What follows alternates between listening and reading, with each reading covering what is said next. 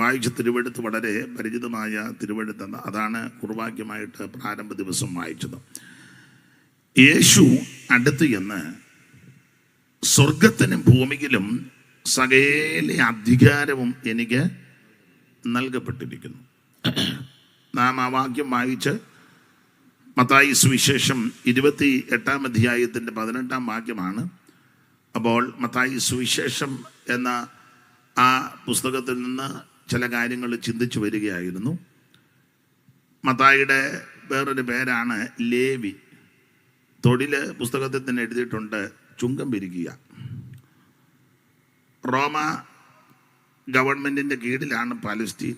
അതിൽ ചുങ്കം പിരിക്കാൻ ഇരിക്കുന്ന ഒരു ഉദ്യോഗസ്ഥനായിരുന്നു മത്തായി.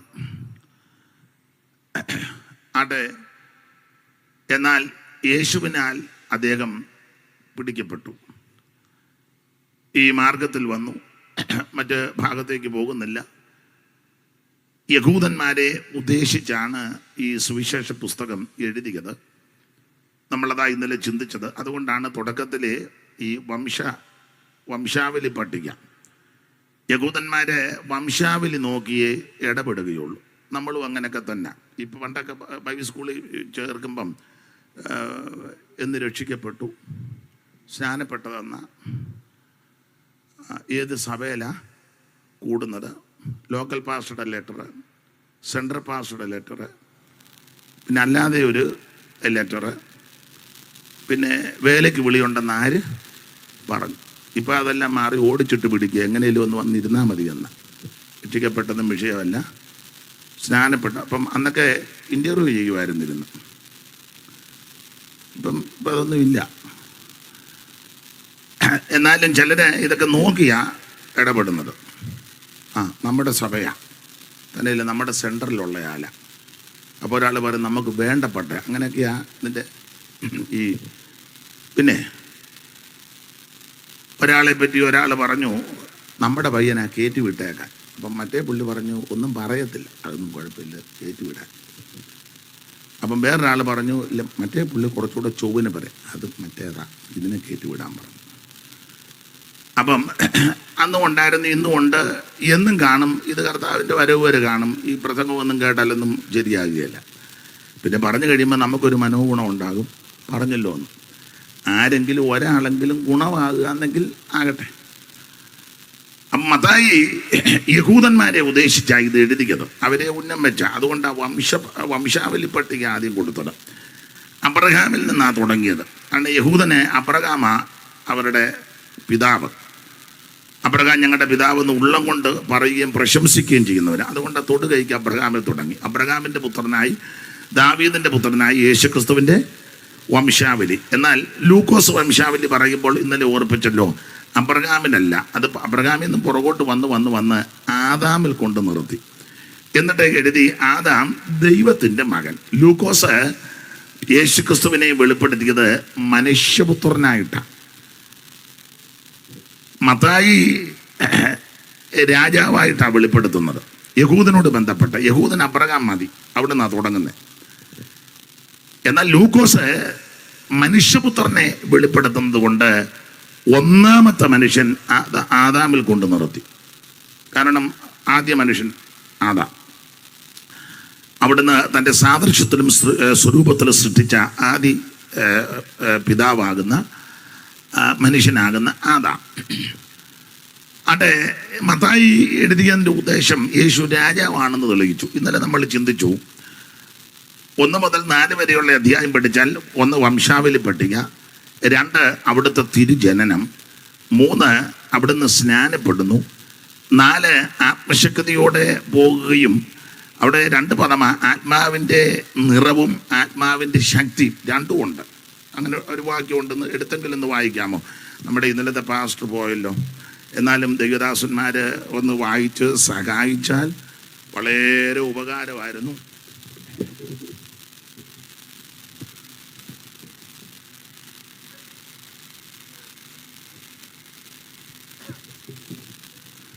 ദൈവത്തിന് മഹത്വം. ലൂക്കോസ് ആ കാര്യം വളരെ സ്പഷ്ടമായിട്ട് പറയുന്നുണ്ട്. മത്തായി എഴുതിയതിനേക്കാളും കുറച്ചുകൂടെ. ലൂക്കോസ് 4:1 വായിച്ചേ. യേശു പരിശുദ്ധാത്മാവ് നിറഞ്ഞവനായി. അവിടെ വായിക്കുന്നത് യേശു പരിശുദ്ധാത്മാവ് നിറഞ്ഞവനായി മതി. പരിശുദ്ധാത്മാവ് നിറഞ്ഞവനായി യോർദാൻ വിട്ട് മടങ്ങിയ ആത്മാവ് അവനെ മരുഭൂമിയിലേക്ക് നടത്തി. പിശാച് അവനെ 40 ദിവസം പരീക്ഷിച്ചു കൊണ്ടിരുന്നു. ഇനി അതിന്റെ 14-ാമത്തെ വാക്യം വായിച്ചേ. യേശു ആത്മാവിന്റെ ശക്തിയോടെ മതി 4:1 ആത്മാവ് നിറഞ്ഞു. 4:12 വായിക്കുന്നത് 14 യേശു ആത്മാവിന്റെ ശക്തിയോടെ 4:1 നിറഞ്ഞു. 14 വന്നപ്പം ശക്തിയോടെ. ഇന്ന് എല്ലാവരും നിറയുന്നുണ്ട്, പക്ഷെ ശക്തിയോടെ പോകുന്നില്ല. ഞാൻ ആ ഭാഗത്തേക്ക് പിന്നെ വരാം. അപ്പൊ മത്തായി യേശുക്രിസ്തുവിന്റെ പ്രാരംഭ കാര്യങ്ങളെല്ലാം വെളിപ്പെടുത്തി. മറ്റു 3 പേരും രേഖപ്പെടുത്താത്ത ചില കാര്യങ്ങൾ, ഈ വിദ്വാൻമാർ വന്ന വിഷയം, നക്ഷത്രം കണ്ട കാര്യം, ഇത് മറ്റു 3 പേരും വെളിപ്പെടുത്തിയിട്ടില്ല. മത്തായിയിൽ കൂടി അത് മനസ്സിലാക്കുന്നത്. ആട്ടെ, 2-ാം അധ്യായത്തിലേക്ക് ചോദിക്കുക, യഹൂദന്മാരുടെ രാജാവായി പിറന്നവൻ എവിടെ? 2:2 2:4 ഇന്നലെ നമ്മൾ വായിച്ചത്. ഒന്നുകൂടെ വായിച്ചു. യഹൂദന്മാരുടെ രാജാവായി പിറന്നവൻ എവിടെ? 4-ാം വാക്യം. ക്രിസ്തു എവിടെയാകുന്നു? ജനിക്കുന്നവരോട് ചോദിച്ചു. ക്രിസ്തു എവിടെ? അതാ ക്രിസ്തു എവിടെ? 2:2 രാജാവായി പിറന്നവൻ എവിടെ? അപ്പം എവിടെ? അതിന് മറുപടി കൊടുത്തു. ഇന്നലെ നമ്മൾ അതാ ശാന്തമായിട്ടൊന്ന് ചിന്തിച്ചത്. ദൈവത്തിന് മഹത്വം. അതുകൊണ്ട് ആ ഭാഗത്തേക്ക് ഇന്നിനി പോകുന്നില്ല. ഒടുവിൽ ചിന്തിച്ച് നിർത്തിയത്, അവിടുന്ന് ദൈവത്തിൻ്റെയും മനുഷ്യരുടെയും നടുവിൽ ഏക മധ്യസ്ഥൻ യേശുക്രിസ്തു. തിമോഥെയോസിന്റെ 1-ാം ലേഖനം 2-ാം അധ്യായത്തിന്റെ 5-ാം വാക്യം ഇന്നലെ വായിച്ച് നമ്മൾ നിർത്തിയതാ. ഒന്നുകൂടെ വായിച്ചു. ദൈവത്തിന് മഹത്വം ഉണ്ടാകട്ടെ. യേശു എവിടെ? ക്രിസ്തു എവിടെ? രാജാവ് എവിടെ? മറുപടിയാ.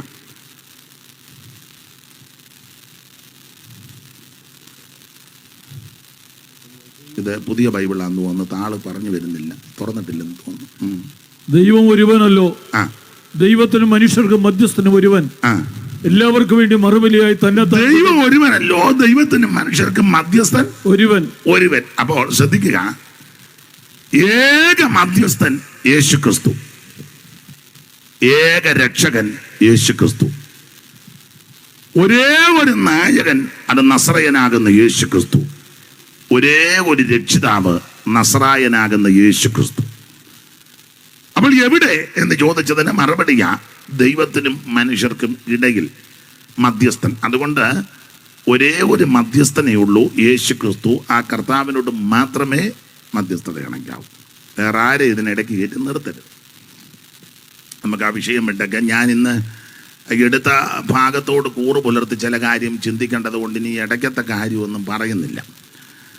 ഒത്തിരിയും കാര്യങ്ങൾ വചനത്തിൻ്റെ അടിസ്ഥാനത്തിൽ ചിന്തിക്കേണ്ടതുണ്ട്. ഒരു കാര്യമായിട്ട് ആ ഭാഗം പറഞ്ഞങ്ങ് വിട്ടേക്കാം. അല്ലെങ്കിൽ ഇന്നും നാളെയും ഈ ആഴ്ച പറഞ്ഞാലും തീരുകയില്ല. അതുപോലെ നമുക്ക് ചിന്തിക്കേണ്ട വിഷയങ്ങളുണ്ട്. 1, 2, 3, 4 അധ്യായം. അപ്പോൾ അത് വംശാവലി, അവിടുത്തെ തിരുജനനം, അവിടുത്തെ സ്നാനം, അവിടുത്തെ ആത്മശക്തിയും പരീക്ഷകളെ, എന്തുവാ ഇന്നലെ ഒരു ഇംഗ്ലീഷ് പറഞ്ഞ ടെംപ്റ്റേഷൻ. തെറ്റിയോ? ഇരിക്കട്ടെ. യേശു ഇതിനെയെല്ലാം ജയിച്ചു, നമുക്ക് നല്ല മാതൃക കാണിച്ചു. ഇനി മത്തായി 5, 6, 7 അധ്യായങ്ങൾ പഠിക്കുമ്പോൾ ഉപദേശം, പർവ്വത പ്രസംഗം അല്ലെങ്കിൽ ഗിരിപ്രഭാഷണം, അങ്ങനെയാണല്ലോ. ഇതുപോലൊരു പ്രഭാഷണം വേറെ ആരും ചെയ്തിട്ടില്ല. ഗിരിപ്രഭാഷണം ഏതാണ്ട് 10-28 സബ്ജക്റ്റുകൾ പ്രധാനമായിട്ട്, അത് കൂടുതലുണ്ട് എങ്കിലും ഓടെ ഒരു കണക്ക് പറഞ്ഞാൽ 10-28 സബ്ജക്റ്റുകൾ ഈ ഗിരിപ്രഭാഷണത്തിൽ യേശു പ്രസ്താവിച്ചു, ഉപദേശിച്ചു. കർത്താവിൻ്റെ ശുശ്രൂഷയുടെ രീതി അങ്ങനായിരുന്നു. ഉപദേശവും പ്രസംഗവും പിന്നെ സൗഖ്യവും. ഉപദേശം, പ്രസംഗം, സൗഖ്യം. 2 വാക്യം ഇപ്പം വായിക്കാം, എല്ലാം പറയാൻ നേരമില്ല. 4-ാം അധ്യായത്തിൻ്റെ 23 അല്ലേ? ഒന്ന് വായിച്ചേ. 4:23. പിന്നെ യേശു ഗലീലൊക്കെയും ചുറ്റി സഞ്ചരിച്ചു പിന്നെ യേശു ഗലീലൊക്കെയും ചുറ്റി സഞ്ചരിച്ചുകൊണ്ട് അവരുടെ പള്ളികളിൽ ഉപദേശിക്കുകയും രാജ്യത്തിന്റെ സുവിശേഷം പ്രസംഗിക്കുകയും ജനത്തിലുള്ള സകല ദീനത്തെയും വ്യാധിയെയും സൗഖ്യമാക്കുകയും ചെയ്തു. ഓർഡർ കണ്ടോ? ഉപദേശം, പ്രസംഗം, സൗഖ്യം. 9:35 വായിച്ചു. ഈ രണ്ട് കാര്യത്തിൽ തെളിയിക്കാമല്ലോ, ഉറപ്പിക്കാമല്ലോ. ഒത്തിരി ഉണ്ടെങ്കിലും ഒന്നുകൂടെ വായിച്ചു. 9:35 വലത്ത് വശത്ത് ഈ ഭാഗത്ത് കാണും. യേശു പട്ടണം തോറും ഗ്രാമം തോറും സഞ്ചരിച്ച് അവരുടെ പള്ളികളിൽ ഉപദേശിച്ച് രാജ്യത്തിന്റെ സുവിശേഷം പ്രസംഗിച്ച് സകലവിധ ദീനവും വ്യാധിയും സൗഖ്യമാക്കി. എങ്ങനുണ്ട്? അപ്പൊ ഈ രണ്ട് ഭാഗത്തും ഉപദേശം, പ്രസംഗം, സൗഖ്യം. ഓർഡറാ.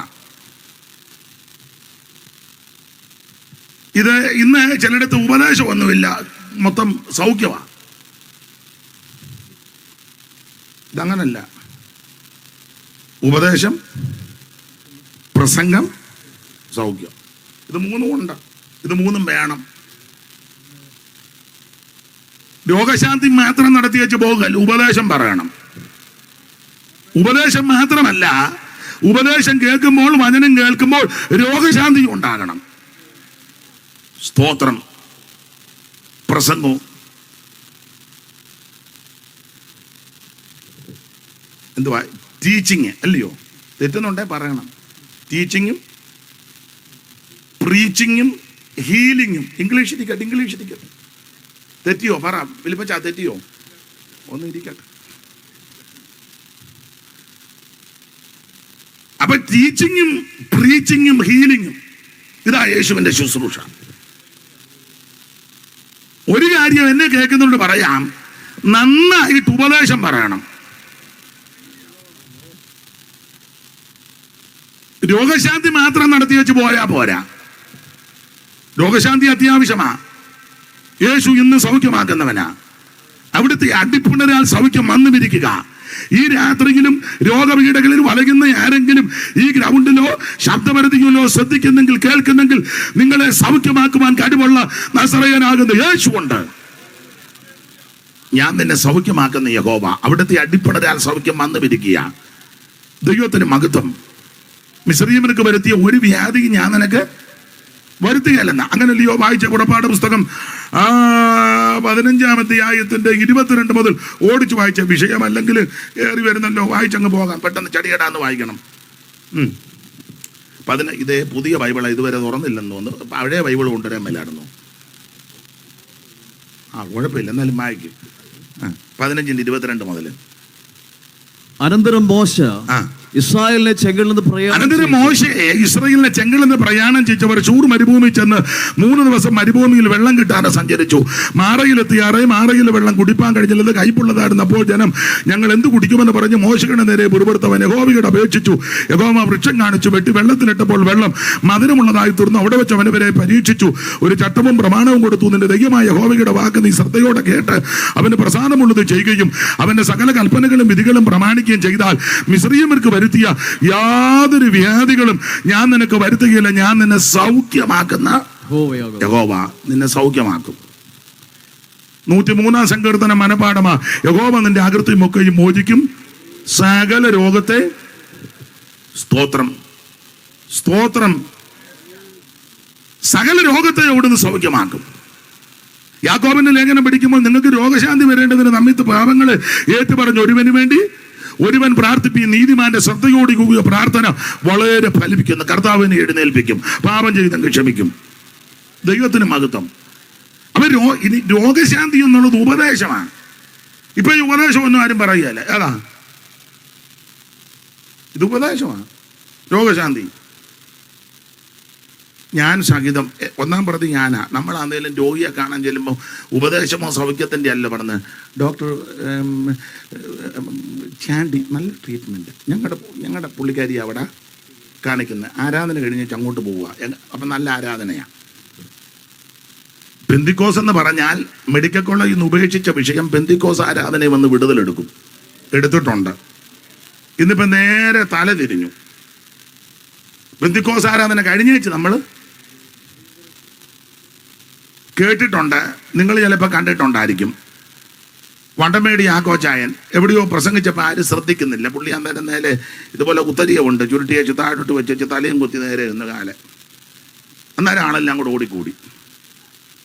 ഓടിക്കൂടി. അപ്പോൾ പുള്ളി പറഞ്ഞു ഇതെല്ലാം തലതിരിഞ്ഞു പോയെന്ന് പറഞ്ഞു. നേരെ നിന്ന് പറഞ്ഞു ലോകമല്ല തലതിരിഞ്ഞു. അല്ല, ആത്മീക ലോകത്ത് ഇപ്പൊ തലതിരിഞ്ഞിരിക്കുക. അനുഭവിച്ചവർ ഇതിനകത്ത് കാണും, ഇല്ല നിങ്ങൾക്ക് അറിവ് കാണും. പണ്ട് ആശുപത്രിക്കാരും ഡോക്ടർമാരും ഒക്കെ തള്ളിയ കേസുണ്ട്. ഒരു ചെറിയ അനക്കം, അധികം താമസിക്കാതെ മരിക്കും എന്നൊക്കെ പറഞ്ഞ് ഉപേക്ഷിച്ച കേസുകൾ. ആമൻ പെന്തിക്കോസ് ആരാധനയിൽ വന്ന് അവരൊക്കെ പിന്നെ എത്രയോ നാള് ആമൻ സൗഖ്യത്തോട് യേശുവിനെ സാക്ഷിച്ചു. അല്ല, ആ പെന്തിക്കോസ് ഇന്ന് നിന്നെ സൗഖ്യമാക്കുന്ന യേശുവുണ്ട്, ഇന്ന് നിന്നെ രക്ഷിക്കുന്ന യേശുവുണ്ട്, വിടുവിക്കുന്ന യേശുവുണ്ട്. ദൈവത്തിന് മഹത്വം. അത് നമുക്ക് ഓടിച്ച് മുമ്പോട്ട് പോകാം. 3 കാര്യമാ: ഉപദേശം, പ്രസംഗം, സൗഖ്യം. അതെല്ലാം യേശുവിൻ്റെ ശുശ്രൂഷയില്ല. ഇത് കഴിഞ്ഞ് കർത്താവ് 5, 6, 7 3 അധ്യായം പർവ്വത പ്രസംഗം, ഗിരിപ്രഭാഷണം. മത്തായി, നമ്മൾ മത്തായി എന്നല്ലേ വായിച്ചേ? 3 അധ്യായം ഗിരിപ്രഭാഷണം. ഉപദേശമാണ്, ഉപദേശം. എന്നാൽ 8, 9, 10 അധ്യായം നിങ്ങൾ പഠിച്ചാൽ ഉപദേശിച്ച കാര്യമെല്ലാം പ്രവർത്തിക്കുക. നമ്മൾ ഉപദേശിക്കുന്നുണ്ട്, പക്ഷെ നമ്മുടെ ജീവിതത്തിൽ പ്രവൃത്തിയില്ലത്. മിണ്ടുന്നില്ലല്ലോ ആരും. ഞാൻ സഹിതം നന്നായിട്ട് നമ്മൾ ഉപദേശം കൊടുക്കുന്നുണ്ട്. ഏത് ടൈപ്പ് പ്രസംഗം വേണേലും ഉണ്ട്, നമുക്കിഷ്ടപ്പെട്ടത്. ആണുങ്ങൾ പ്രസംഗിക്കുന്നു, പെണ്ണുങ്ങൾ പ്രസംഗിക്കുന്നു, ആണും പെണ്ണും കൂടെ ഒന്നിച്ചു നിന്ന് പ്രസംഗിക്കുന്നു, ചെറുക്കൻ പ്രസംഗിക്കുന്നു, കൊച്ചു പ്രസംഗിക്കുന്നു, തള്ള പ്രസംഗിക്കുന്നു, സഹോദരി പ്രസംഗിക്കുന്നു, നിന്ന് പ്രസംഗിക്കുന്നു, നടന്ന് പ്രസംഗിക്കുന്നു, ഇരുന്ന് പ്രസംഗിക്കുന്നു, കിടന്ന് പ്രസംഗിക്കുന്നു. തമാശ പറഞ്ഞല്ലോ, ഒരുത്തനെ കിടന്നുകൊണ്ട് അവൻ കിടന്നുകൊണ്ട് ആണ്ട് വരുന്ന് പിടിച്ചോളാൻ. ഏത് ടൈപ്പ് വേണേലും ഉണ്ട്. പക്ഷെ അത് ആ പ്രസംഗിക്കുന്ന ഉപദേശിക്കുന്ന വിഷയം നമ്മുടെ ജീവിതത്തിൽ കൂടെ വെളിപ്പെടുത്തണം. അതാ യേശുവിൽ നിന്ന് പഠിക്കുന്നത്. 5, 6, 7 അധ്യായത്തിൽ ഉപദേശം. 8-ാം അധ്യായം മുതൽ പഠിച്ചേ അത് ശുശ്രൂഷകൾ ജീവിതത്തിൽ വെളിപ്പെടുത്തി കൊടുത്തു. ഞാനെപ്പോഴും പറയും, സ്നേഹത്തെ പറ്റി പ്രസംഗിക്കാൻ അറിയാം, പ്രബന്ധമൊക്കെ അവതരിപ്പിക്കും, വേണേ സ്നേഹത്തിൻ്റെ പുസ്തകവും എഴുതും, കൺവെൻഷൻ അത് പ്രകാശനവും ചെയ്യും, പ്രകാശനം കഴിഞ്ഞ് വിൽക്കാനും പോകും. ചെല്ല് പറയാനുണ്ട്, ഇത് 250 രൂപയുടെ ആ കൺവെൻഷൻ പ്രമാണിച്ച് 100-ന് അങ്ങനെയൊക്കെ കൊടുക്കുന്നവരുണ്ട്. കൺവെൻഷൻ പ്രമാണിച്ച് 250. ഞങ്ങളുടെ ഒരു അച്ചായൻ പറഞ്ഞു, നീ അങ്ങനെ ദൈവത്തിന് ലാഭം ഉണ്ടാക്കേണ്ട, 250 തന്നെ അങ്ങ് കൊടുത്തോളാൻ. പക്ഷെ എനിക്ക് വേണ്ട. അതാ പുള്ളി പറഞ്ഞേ, നീ ദൈവത്തിൻ്റെ ലാഭമൊന്നും ഉണ്ടാക്കണ്ട, ദൈവനാമത്തിൽ ഇപ്പം 100-നാണ്. അപ്പൊ പുസ്തകം എഴുതാം, പ്രസംഗിക്കാം, പ്രബന്ധം അവതരിപ്പിക്കാം, പക്ഷെ ആ സ്നേഹം ജീവിതത്തിൽ വെളിപ്പെടുത്തി കാണിക്കണം. അതിന് ഇച്ചിരി ബുദ്ധിമുട്ടാണ്. ക്ഷമയെ പറ്റി പ്രസംഗിക്കാം. ഇന്നലെ പറഞ്ഞ പോലെ ക്ഷമയെ പറ്റി പ്രസംഗിക്കാം. വാക്യങ്ങളൊക്കെ എടുത്ത് ക്ലാസ് എടുക്കാം. ക്ലാസ് ഒരു വാക്യം എടുത്ത് 7ആയിട്ട് കീറി അതിനെ പിന്നെയും കീറി, അതിനെ പിന്നെയും കീറി, അതിൻ്റെ മൂലഭാഷയും ഒക്കെ പറഞ്ഞ് നന്നായിട്ട് പഠിപ്പിക്കുന്ന ആൾക്കാരുണ്ട്. പക്ഷേ ഈ പഠിപ്പിക്കുന്ന ആളും സ്വന്തം അനിയനോട് ക്ഷമിച്ചിട്ടില്ല. സ്വന്തം അനിയനോട്, അനിയനും ചേട്ടനും 2 സഭയിൽ സ്നേഹിച്ചു പോയതല്ല, പടങ്ങിപ്പോയതാ. സ്ഥലമൊന്നും പറയുന്നില്ല. സ്വന്തം ചേട്ടൻ മരിച്ചു, അടുത്ത വീട്ടിലാണ്. ചേട്ടൻ മരിച്ചു, അടുത്ത വീട്ടിലെ. അനിയൻ തൊട്ടടുത്ത വീട്ടിലെ. 2 പേരും 2 സഭയുടെ പ്രധാന ആൾക്കാരാ. ചേട്ടൻ ഒരു സഭയുടെ പ്രധാന ആള്, അനിയൻ വേറൊരു സഭയുടെ പ്രധാന ആളാ. ചേട്ടൻ മരിച്ചപ്പോൾ ചേട്ടത്തിയും പിള്ളേർ അയ്യോ എൻ്റെ അച്ചായാന്ന് കൂവിയപ്പം അനിയന് മനസ്സിലായി ചത്തെന്ന്. അന്നേരം പുള്ളി ഡ്രസ്സ് മാറി ഒരു സ്ഥലത്ത് പോയി. 2 ദിവസം കഴിഞ്ഞാൽ വന്ന് എന്നെ അന്തം വിട്ടിരിക്കുന്നു. നടന്ന കാര്യമാണ് അത്, നടന്ന കാര്യം. എവിടാന്നൊന്നും പറയാനില്ല, വെറുതെ എന്തിനാ ആരോഗ്യം ഉണ്ടാക്കുന്നത് ആണെന്ന്. ഒരമ്മയുടെ വയറ്റിൽ നിന്ന് വന്നതാ. സ്വന്തം ചേട്ടനാ മരിച്ചത്. അപ്പൊ ചേട്ടത്തിയും പിള്ളേർ അയ്യോ എൻ്റെ അച്ചായ എന്ന് നിലവിളിച്ചപ്പോൾ അനിയന് പിടികിട്ടി മരിച്ചെന്ന്. അന്നേരം ഡ്രസ്സ് മാറിപ്പോയി. 2 ദിവസം കഴിഞ്ഞാൽ വന്ന്. അപ്പോൾ അടക്കവും എല്ലാം അവിടെ നിന്നാ നാട്ടുകാരെങ്കിലും പറയല്ലേ, കയറി കാണാന്ന് പറയല്ലേ. രണ്ടുപേരുടെയും കയ്യിലെ സത്യവേദ പുസ്തകം ഇരിപ്പുണ്ട്. ചേട്ടന് സഭയുടെ പ്രധാന ആളാ, സന്തോഷിപ്പിച്ച വാക്യം മിക്കപ്പോഴും പറയും. അനിയനും അങ്ങനെ തന്നെ. നിങ്ങൾ ഒരു ക്ഷമയെ പറ്റി പ്രസംഗിക്കാം, പ്രബന്ധം അവതരിപ്പിക്കാം. നമ്മൾ പറയും നല്ല പ്രസംഗമാ, കേട്ടിരിക്കും നമ്മൾ. ഇതുപോലെ തോട്ട്സ് ഞാൻ ഇതുവരെ എന്താ അകത്തിന്നിറങ്ങുന്നേ. അനിയനോട് മിണ്ടിയിട്ട് എത്ര നാളായടാ? എന്നെ വേട്ടമല്ലേ എന്നെ ഇങ്ങനെ നോക്കിയിരിക്കുന്നു. ഉള്ള കാര്യമാണ്. 5, 6, 7 ഉപദേശമാ. പർവ്വത പ്രസംഗം 8 മുതൽ അത് ജീവിതത്തിൽ വെളിപ്പെടുത്തി കൊടുത്തു. ഞാന് ക്രൈസ്തവരോട് അല്ലെങ്കിൽ പെന്തിക്കോസുകാരോട് ഊന്നി പറയാം, ഇതിന് വേണ്ട ട്രാക്റ്റും ഈ കൺവെൻഷനും കൂട്ടായ്മയും കാത്തിരിപ്പ് ഉണർവ് യോഗവും എന്തെല്ലാം യോഗങ്ങളാ. എതിരല്ല, ഞാൻ നടത്തിക്കോ. അതുള്ളതുകൊണ്ടല്ലേ ഞങ്ങൾക്കും വരാനൊക്കെ ഒക്കുന്നത്. അതിന് എതിരല്ല. പക്ഷേ ഇത്രയും ചെലവൊന്നും ചെയ്യണ്ട, ജീവിതത്തിൽ യേശുവിനെ ഒന്ന് വെളിപ്പെടുത്തി കൊടുത്തിരുന്നെങ്കിൽ. ട്രാക്റ്റ് അടിച്ച് ഊപ്പാട് വരിക ഇതെല്ലാം ഇഷ്ടം ചോദിക്കും. ഇനിയുണ്ടോ ട്രാക്റ്റ്? തമ്പിയുടെ ഹൃദയം, ഇന്നാളെ 2 സണ്ണിയുടെ ഹൃദയം, പുതിയ ട്രാക്റ്റാണ്. സണ്ണി വായിച്ചില്ലയോ? നിങ്ങളിതൊന്നും കണ്ടില്ലേ? സണ്ണിയുടെ ഹൃദയം പുതിയ ട്രാക്റ്റ് ഇറങ്ങി. എന്നെ കാണിച്ചു. നീ എങ്ങോട്ടെ? തകരുന്ന കപ്പൽ, ഒരു പടു, നല്ലതാണ്. പക്ഷേ അത്രയും ട്രാക്റ്റ് അടിച്ചില്ലെങ്കിലും ജീവിതത്തിൽ ഒന്ന് വെളിപ്പെടുത്തി കൊടുക്കണം യേശുവിനെ. ആട്ടെ, വിവരിക്കുന്നില്ല. ചിലപ്പോൾ ബുദ്ധിമുട്ടാണ് ചിലർക്ക് ഇതൊക്കെ കേൾക്കുന്നത്. കർത്താവിൻ്റെ മഹത്വം. പിന്നെ താഴോട്ട് ഗലീലയിലെയും യഹൂദയിലെയും ശുശ്രൂഷയാ. മത്തായി 26, 27 അധ്യായം ഞാൻ വിവരിക്കുന്നില്ല അധികം. കഷ്ടാനുഭവങ്ങളും പീഡയും അവിടുത്തെ തിരുമരണത്തെയാ നമ്മൾ കാണുന്നത്. 28 അധ്യായത്തിലേക്ക് വരുമ്പോൾ അവിടുന്ന് ഉയർത്തെഴുന്നേറ്റു, ഇന്നും ജീവിക്കുന്നു. ദൈവത്തിന്റെ മഹത്വം. അവിടെ നിന്നും ജീവിക്കുന്നു. അപ്പൊ യേശുക്രിസ്തു നമുക്ക് വേണ്ടി ഈ ഭൂമിയിൽ അവതരിച്ചു. അതാണല്ലോ മത്തായി തുടക്കത്തിലേ പറഞ്ഞത്. ഇടയ്ക്കൊരു കാര്യം പറഞ്ഞ ഭാഗം വിട്ടേക്കാം. 2 അധ്യായത്തിൽ കർത്താവ് ജനിച്ചു. വിദ്വാൻമാര് കാണാൻ വന്നു. കൊട്ടാരത്തിൽ ചെന്നാ ചോദിച്ചത്, യഹൂദന്മാരുടെ രാജാവായി പറഞ്ഞവൻ എവിടെ? പുള്ളി അന്തം വിട്ടെങ്കിലും പുള്ളി സാധാരണ ഈ കാര്യമൊക്കെ നക്ഷത്രം കണ്ടത് കൊണ്ടാണ് വാനശാസ്ത്ര നിരീക്ഷകന്മാരെ വിളിച്ചാ ചോദിക്കേണ്ടത് നക്ഷത്രത്തിന്റെ കാര്യം. പക്ഷെ അപ്പൊ പുള്ളി വാനാഗോള ശാസ്ത്രങ്ങളെ അറിവുള്ളവരെ അല്ല വിളിച്ചത്. പുള്ളി വിളിച്ചത് മഹാപുരോഹിതന്മാരെ, ശാസ്ത്രിമാരെയും വിളിച്ചു. അതിനാ വചനത്തിലുണ്ട് എവിടാ ജനിക്കുന്നെന്ന്. അതുകൊണ്ട് അവരെ വിളിച്ചു. അപ്പൊ അവര് വന്ന് കാര്യം പറഞ്ഞു. അതാ 2 അധ്യായത്തിൽ ബേത്ലഹേമിൽ ജനിക്കുമെന്ന് വായിച്ച 2 അധ്യായത്തിന്റെ 4 മുതലുള്ള കണ്ണിക ഇവിടെ മുതൽ വായിച്ച. ഇവിടെ മുതൽ ജനത്തിന്റെ മഹാപുരോഹിതന്മാരെയും ശാസ്ത്രിമാരെയും എല്ലാം കൂട്ടിവരുത്തി. അവരെയാ കൂട്ടിവരുത്തിയത്. സാധാരണ നക്ഷത്രം കാണുമ്പോൾ നക്ഷത്ര വിഷയങ്ങളിൽ അഗാധ പാണ്ഡിത്യമുള്ള വാന നിരീക്ഷകന്മാരെ വിളിച്ച് ചോദിക്കണ്ടേ. പക്ഷെ ഹെരോദാവ് അവരെ വിളിച്ചില്ല, മഹാപുരോഹിതന്മാരെ ശാസ്ത്രിമാരെയും വിളിച്ചു. അടുത്തത് ക്രിസ്തു എവിടെയാകുന്നു ജനിക്കുന്നത് അവരോട് ചോദിച്ചു. അവർ അവനോട് യഹൂദ്യയിലെ ബേത്ലഹേമിൽ അപ്പൊ അവര് കാര്യം പറഞ്ഞു. മീകാ പ്രവചനം 5:2 ബേത്ലഹേമിൽ ജനിക്കുന്നതായിട്ട് ആ ക്രിസ്തുവിനെ പറ്റിയുള്ള തിരുവെടുത്ത് ഞാൻ ഇന്നലെ പറഞ്ഞു. ഈ മത്തായി സുവിശേഷത്തിലെല്ലാം കൂടെ കൊടുത്തിരിക്കുന്നത് ഈ തിരുവെടുത്തിന് നിവർത്തി വന്നു. അപ്പൊ തിരുവെടുത്ത് നിവർത്തി, കാരണം യഹൂദന് തിരുവെടുത്ത അടിസ്ഥാനം. അപ്പൊ അതുകൊണ്ടാ കൂടെ പഴയ നിയമ ഉദ്ധരണികൾ എടുത്ത് കൊടുത്ത് കോട്ട് ചെയ്തേച്ച് ഈ തിരുവെടുത്തിന് നിവർത്തി വന്നു. അവർ അംഗീകരിക്കണം. അപ്പൊ അങ്ങനെ തെളിയിച്ചിട്ട് പറഞ്ഞു ഇത് മീകാ പ്രവചനം 5:2. ഇനി വായിച്ച് യഹൂദ്യ ദേശത്തിലെ ബേത്ലഹേമേ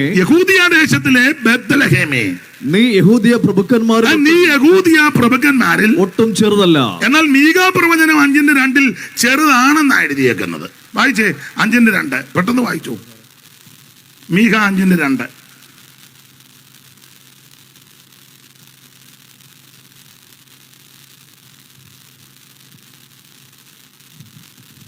നീയോ ബേത്ലഹേം എഫ്രാത്തേ, യഹൂദാ സഹസ്രങ്ങളിൽ ചെറുതായിരുന്നാലും ഇസ്രായേലിന് അധിപതിയായിരിക്കേണ്ടുന്നവൻ എനിക്ക് നിന്നിൽ നിന്ന് ഉത്ഭവിച്ചു. അപ്പോൾ മീകാ പ്രവചനം 5:2 ചെറുതെന്നാ. പക്ഷെ കർത്താവിന്റെ തിരുപ്പിറവി നടന്നു കഴിഞ്ഞപ്പോൾ പറയുക നീ വലുതാണ്, ചെറുതല്ലെന്ന്. എന്ന് പറഞ്ഞാൽ ഞാൻ ഇങ്ങനെ അങ്ങ് പറയാം, നിങ്ങൾ ഇഷ്ടമുണ്ട് ചോദിച്ചാൽ മതി. യേശുവിന് ഇടം കൊടുത്താൽ, യേശുവിനെ രക്ഷിതാവായി സ്വീകരിച്ചാൽ, യേശുവിനെ ഏറ്റെടുത്താൽ, ആത്മീകമായി വ്യാഖ്യാനിച്ചാൽ, യേശു നിന്റെ ഹൃദയത്തിലേക്ക് ജനിച്ചാൽ നീ ചെറുതല്ല, നീ വലുതാ. ലോകക്കാർക്കും കുടുംബക്കാർക്കും പ്രിയപ്പെട്ടവർക്കൊക്കെ ചെറുതായിട്ടൊക്കെ തോന്നും, പക്ഷേ നാം കർത്താവിൽ വലിയവരാ. ദൈവത്തിന് മഹത്വം, ദൈവത്തിന് മഹത്വം. ഇടയ്ക്ക് കയറി ഒരു കാര്യം പറയാം. ഈ ബേത്ലഹേമിൽ ജനിക്കാൻ കാര്യമുണ്ട് യേശു, അതിന് പല കാര്യമുണ്ട്. 2 കാര്യം പറഞ്ഞങ്ങ് വിടാം. ഈ ബേത്ലഹേമിൽ യേശു ക്രിസ്തു ജനിക്കാനുള്ളതിന്റെ ഒരു കാരണം, നിങ്ങൾ ഉൽപ്പത്തി പുസ്തകം 35-ാം അധ്യായത്തിന്റെ 16, 17, 18 വാക്യം ഒന്ന് വായിച്ചേ പെട്ടെന്ന്. അവർ ബേഥേലിൽ നിന്ന് യാത്ര പുറപ്പെട്ടു. ബേഥേലിൽ നിന്ന് യാത്ര പുറപ്പെട്ടു എഫ്രാത്തിൽ എത്തുവാൻ അല്പദൂരം മാത്രമുള്ളപ്പോൾ റാഹേൽ പ്രസവിച്ചു. പ്രസവിക്കുമ്പോൾ അവൾക്ക് കഠിന വേദനയുണ്ടായി. അങ്ങനെ പ്രസവത്തിൽ അവർക്ക് കഠിന വേദന ഉണ്ടായിരിക്കുമ്പോൾ സൂതികർമ്മി അവളോട് ഭയപ്പെടേണ്ട, ഇതും ഒരു മകനായിരിക്കുമെന്ന് പറഞ്ഞു. എന്നാൽ അവൾ മരിച്ചുപോയി. ജീവൻ പോകുന്ന സമയം അവൾ അവന് ബെനോനി എന്ന് പേരിട്ടു. ജീവൻ പോകുന്ന സമയത്ത് അവൾ അവനെ ബെനോനി എന്ന് പേരിട്ടു. അവന്റെ അപ്പനോ അവന് ബെന്യാമീൻ, അവന്റെ അപ്പൻ പിന്നെ അവന് ബെന്യാമീൻ എന്ന് പേരിട്ടു. പിന്നെ റാഹേൽ മരിച്ചിട്ട് അവളെ ബേത്ലഹേം എന്ന. അപ്പൊ ശ്രദ്ധിക്കുക, ഈ ബേത്ലഹേമിൽ ക്രിസ്തു ജനിക്കാനുള്ളതിന്റെ ഒരു കാരണം വേദപുസ്തകത്തിന്റെ വെളിച്ചത്തിൽ പറയുക, കണ്ണുനീരും ദുഃഖവും മനോവേദനയും മർദ്ദിച്ച ഇടമാ ഈ സ്ഥലം. റാഹേൽ മരിക്കുന്നു. ഒരു കുഞ്ഞ്, ചോരക്കുഞ്ഞ് ബെനോനി എന്ന് പേരിട്ടു. ചരിത്രത്തിലേക്കൊന്നും പോകുന്നില്ല. യാക്കോബിനും ഈ കുടുംബത്തിനുമെല്ലാം വലിയ മനോദുഃഖവും മനോവ്യതയും ഉണ്ടാക്കിയ സന്ദർഭവും സ്ഥലവുമാ ഇവിടം. അവിടെ യേശു ജനിച്ചത് എന്ന് പറഞ്ഞാൽ അവിടുത്തെ തിരുപ്പിറവി കൊണ്ട് നിന്റെ മനോദുഃഖം മാറും, നിന്റെ സകല മനക്ലേശങ്ങളും മാറ്റും. ഇന്ന് രാത്രി നിരാശയോടെ, ഭാരത്തോടെ, ദുഃഖത്തോടെ, മനോദുഃഖത്തോടെ, വേദനയോടെ ആരെങ്കിലും എന്നെ കേൾക്കുന്നെങ്കിൽ, ഇവിടെ വന്നെങ്കിൽ, യേശു ക്രിസ്തു നിന്റെ ഹൃദയത്തിലേക്കൊന്ന് ജനിച്ചാൽ നിന്റെ മനോദുഃഖവും സകല കെടുതി മാറ്റി ഇന്ന് രാത്രി ആനന്ദത്താൽ ദൈവം നിന്നെ നിറയ്ക്കും. യേശു നായകൻ, സമാധാന ദായകൻ, നിനക്കെന്നും ധനമേ, എന്തിനാകുലം കലരുന്നൻ മനമേ, എന്തിനാകുലം കലരുന്നൻ.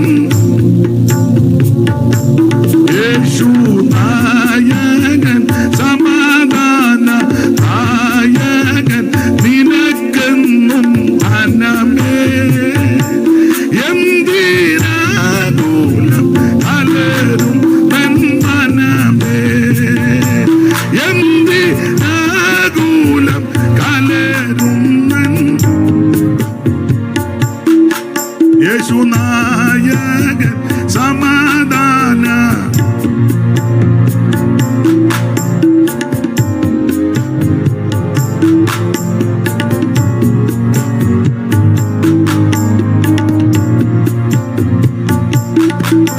കരമുയർത്തി ദൈവത്തിന് മഹത്വം കൊടുത്താട്ടെ.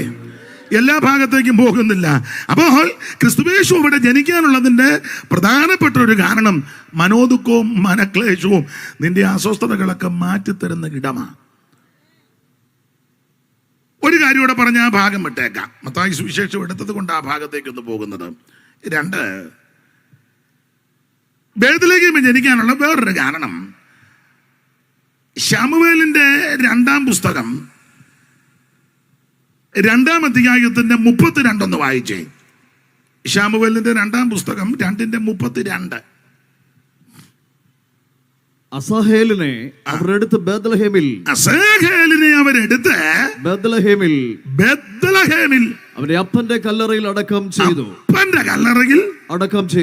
ചെയ്തു. നമുക്കറിയാം ദാവീദിന്റെ പെങ്ങന്മാര് 2 പേരാ. അതിലൊന്നാ സെരൂയയ്ക്ക് 3 ആൺപിള്ളേരാ, യോവാബ്, അബീഷായി, അസാഹേല്. അവൻ കാട്ടുകലയെ പോലെ ശീക്രഗാമിയാ. ആ ഭാഗമൊക്കെ നിങ്ങൾക്കറിയാം. അബ്നേർ ഇവനെ ഭാഗവരുത്തി. പശ്ചാത്തലം ഒന്നും പറയുന്നില്ല. പശ്ചാത്തലം പറഞ്ഞ പ്രശ്നമാകും. അതുകൊണ്ടാണ് അതിനെ പ്രശ്നം എന്നാ അവിടെ പാനൽ കളിച്ച കാര്യമാണ് എഴുതിയേക്കുന്നത്. അത് പ്രശ്നമാകും പ്രസാദ് പാസ്റ്റർ. പിന്നെ അടുത്ത കൊല്ലം കൺവെൻഷൻ എങ്ങനെയാണെന്നുള്ളത് അതോ ഞാൻ പറയണോ? പറഞ്ഞു. എന്നാ പറ. ദാവീദ് മരിച്ചു, ശൗലും മരിച്ചു. 2 ഗ്രൂപ്പിലും ഗ്രൂപ്പുകാർ വന്നു. പാനല്, ദാവീദിന്റെ പാനലും ശൗലിന്റെ പാനൽ. അങ്ങനെ പാനൽ എന്നല്ലേ ഇപ്പൊ പറയുന്നേ? അതോ ഗ്രൂപ്പ് എന്നാണോ? പാനൽ. അങ്ങനെ ഇരിക്കട്ടെ.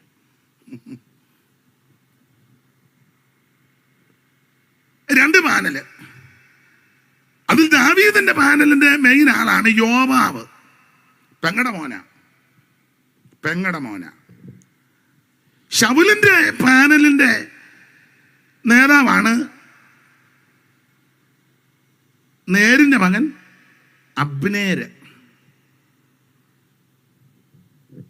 അത് ശൗലിന്റെ അപ്പൻ കീഷിന്റെ സഹോദരൻ നേരിന്റെ മകനാണ് അബ്നേര്. ഇവര് ഫസ്റ്റ് കസിനാ. മറ്റേത് അനന്തരവൻ. ഇപ്പം ചില സഭകളുമൊക്കെ അങ്ങനല്ലേ, എല്ലാം ബന്ധവാ. ആള് പോയി കഴിഞ്ഞ ഉടനെ അടുത്ത ബന്ധുക്കാരന് കൊടുക്കുക. അവന് വിളിയുണ്ടോ സമർപ്പണോ അതൊന്നും വിഷയമല്ല, നീ എടുക്ക. ഇവനിത് എന്നതാന്ന് പോലും കല്യാണം നടത്തുമ്പോൾ പെണ്ണിനോട് പറയണ്ട, ചെറുക്കനോട് പറയണ്ടേ. പിന്നെ അവർ നേരത്തെ എല്ലാം പറഞ്ഞേച്ച് വരുന്നതുകൊണ്ട് അവർക്ക് ഇതൊന്നും വിഷയവും. അവർ പറയേണ്ടതെല്ലാം പറഞ്ഞു പോകേണ്ടടുത്തെല്ലാം പോയി ജാതങ്ങൾ മിക്കതും എല്ലാവരും അല്ലെങ്കിലും അവർക്ക് പിന്നെ ഇതൊന്നും വിഷയമില്ല. എന്തേലും പറഞ്ഞു നടത്താൻ പറയും. അപ്പൊ ഇതെല്ലാം ബന്ധമല്ലയോ? ബന്ധം. അപ്പൊ നേരിന്റെ മകൻ അബ്നേരും ഇപ്പറേ ദാവീദിന്റെ പെങ്ങള് സെരൂയയുടെ മകൻ യോവാബ്. ഇവര് പാനല് കളിച്ചു. ശൗലൊക്കെ മരിച്ചു. ശൗല് മരിച്ചപ്പോൾ ദാവീദ് പാട്ടുമൊക്കെ പാടി വിലാപകാവ്യം. അതെല്ലാം കഴിഞ്ഞ് ഈ ഗിബയോൻ കുളത്തിന്റെ അടുക്ക വന്നു. വന്നപ്പം ഈ നേതാക്കന്മാര്, പാനൽ 2 നേതാക്കന്മാരാ, യോവാബും അബ്നേരും, 2 പാനലിന്റെ നേതാക്കന്മാർ. അവർ പറഞ്ഞു, ഒരു കാര്യം ചെയ്യുക, നമുക്കിപ്പോൾ ഇഷ്ടം പോലെ ടൈമുണ്ട്. ബാല്യക്കാർ നമ്മുടെ മുമ്പായി ഒന്ന് കളിക്കട്ടെ. വായിച്ചു. ഞാൻ ഈ പറയുന്നൊക്കെ വേദപുസ്തകത്തിൽ നിന്ന് 2-ാം അധ്യായത്തിന്റെ 12 ഇവിടെ ഒരു കണ്ണികയുണ്ട്. ഇവിടെ വായിച്ചു. ഗിലെയാദിലെ യാബേശ് നിവാസികൾ ഇവിടെ ഈ കണ്ണിക. എന്നാൽ ശൗലിന്റെ സേനാപതിയായ നേരിന്റെ മകൻ അബ്നേര് ശൗലിന്റെ മകനായ ഈശ്ബോശേത്തിനെ മഹനീമിലേക്ക് കൂട്ടിക്കൊണ്ടുപോയി. അടുത്തത് അവനെ ഗിലെയാദ്, അശൂരി, ഇസ്രായേൽ, എഫ്രൈം, ബെന്യാമീൻ എന്നിങ്ങനെ എല്ലാ ഇസ്രായേലിയർക്കും രാജാവാക്കി. അടുത്തത് ശൗലിന്റെ മകനായ ഈശ്ബോശേത്ത് ഇസ്രായേലിൽ രാജാവായപ്പോൾ അവന് 40 വയസ്സായിരുന്നു. അല്ല, നേരിന്റെ മകൻ അബ്നേര് അവര് ഗിബയോൻ കുളത്തിന്റെ അവിടെ വന്നെന്ന് വാക്യമുണ്ടല്ലോ. 13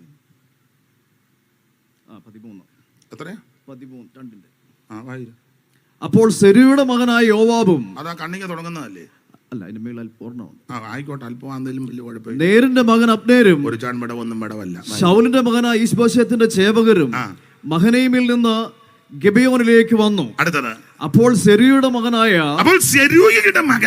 യോവാബും ദാവീദിന്റെ ചേവകരും പുറപ്പെട്ട് ഗിബയോനിലെ കുളത്തിനരികെ വെച്ച് അവരെ നേരിട്ടു. അടുത്തത് അവർ കുളത്തിന്റെ ഇപ്പുറത്തും മറ്റേവർ കുളത്തിന്റെ അപ്പുറത്തും. അതാണ് 2 പാനലാന്ന് ഞാൻ പറഞ്ഞു. മനസ്സിലാകുന്നുണ്ടോ? അവര് കുളത്തിന്റെ ഇപ്പുറത്തും മറ്റവര് കുളത്തിന്റെ അപ്പുറത്തും. അടുത്തത് അബ്നേർ യോവാബിനോട്, ഉടനെ അബ്നേര് യോവാബിനോട്, യോവാബ് ദാവീദിന്റെ പെങ്ങള് സെരൂയുടെ മകനാ. അബ്നേര് ശൗലിന്റെ അപ്പനാകുന്ന കീശിന്റെ സഹോദരൻ നേരിന്റെ മകനാ. പറഞ്ഞേ. ബാല്യക്കാർ എഴുന്നേറ്റ് നമ്മുടെ മുമ്പാകെ ഒന്ന് കളിക്കട്ടെ എന്ന് പറഞ്ഞു. എങ്ങനെയുണ്ട് കളിക്കട്ടെന്ന്? സഭ കളിക്കാനുള്ള സ്ഥലമാണോ? മിക്ക സഭയിലും ചേട്ടനും അനിയനും ചേട്ടത്തി അനിയത്തിയും രണ്ട് വീട്ടുകാർ തമ്മിലുള്ള കളികളാ. മാങ്ങാണ്ടിയാന്നോ മൂത്തത്, മാങ്ങയാന്നോ മൂത്തത്. ഒരു കുടുംബക്കാർ പറഞ്ഞു ഞങ്ങളുടെ വീട്ടിലാ തുടങ്ങിയത്. അപ്പോൾ മറ്റേ കുടുംബക്കാർ തുടങ്ങിയത് അവിടെ ആണെങ്കിലും ചുമല് കൊടുത്തത് ഞങ്ങളാ. നിങ്ങൾക്ക് മനസ്സിലാകാതെയാന്നോ എന്നെ പൊട്ടം കളിപ്പിക്കുകയാന്നോ? ബോൾത്തായാന്ന് ബോൾത്ത. രണ്ടു കൂട്ടരുടെ പ്രശ്നമാ. ബാല്യക്കാരന് നമ്മുടെ മുമ്പാകെ ഒന്ന് കളിക്കട്ടെ. വൈര് അങ്ങനെ ആകട്ടെ എന്ന് യോവാബും പറഞ്ഞു. യോവാബ് പറഞ്ഞു അങ്ങനെ ആട്ടെ, നമുക്ക് ടൈം ഉണ്ടല്ലോ കളിക്കാനൊക്കെ ഇഷ്ടം പോലെ സമയം. മിക്ക പിണങ്ങാതിരിക്കാൻ ഒരു കാര്യം പറയാം. പിണങ്ങിയാലും എനിക്കൊന്നുമില്ല, എനിക്കിതൊന്നും വിഷയമല്ല. അഭിപ്രായം എന്നതാണെന്നോ നിങ്ങൾ എന്നതാ എന്നെപ്പറ്റി ഇതൊന്നും എനിക്ക് വിഷയമുള്ള കേസല്ല. പ്രസംഗം നല്ലതാണെന്നോ മോശമാണെന്നോ അത് ചെല്ലു പറഞ്ഞു കത്തിച്ചു, ഇതൊന്നും കേട്ടാൽ ഞാൻ ഇളകുകയല്ല. ഇതൊക്കെ നമ്മൾ കുറേ കണ്ടേച്ചിരിക്കുക. ചെല്ലു പുറത്തില്ല ഇന്ന് എന്തുമായിരുന്നു ഒക്കെ നമ്മൾ കണ്ടേച്ചിരിക്കുക. ഇവിടുത്തെ ഒരഭിപ്രായവും വേണ്ട. ചിലരങ്ങനെയും ചിലരിങ്ങനെയൊക്കെ. ഇതൊക്കെ അവിടെ ചെല്ലുമ്പോൾ അറിയാം എങ്ങനെയാന്ന്. പിന്നെ അവിടെ ചെല്ലണം. ഇവിടുത്തെ ഒന്നും അല്ല വിഷയം. ഞാൻ ആ ഭാഗത്തേക്ക് പോകുന്നില്ല.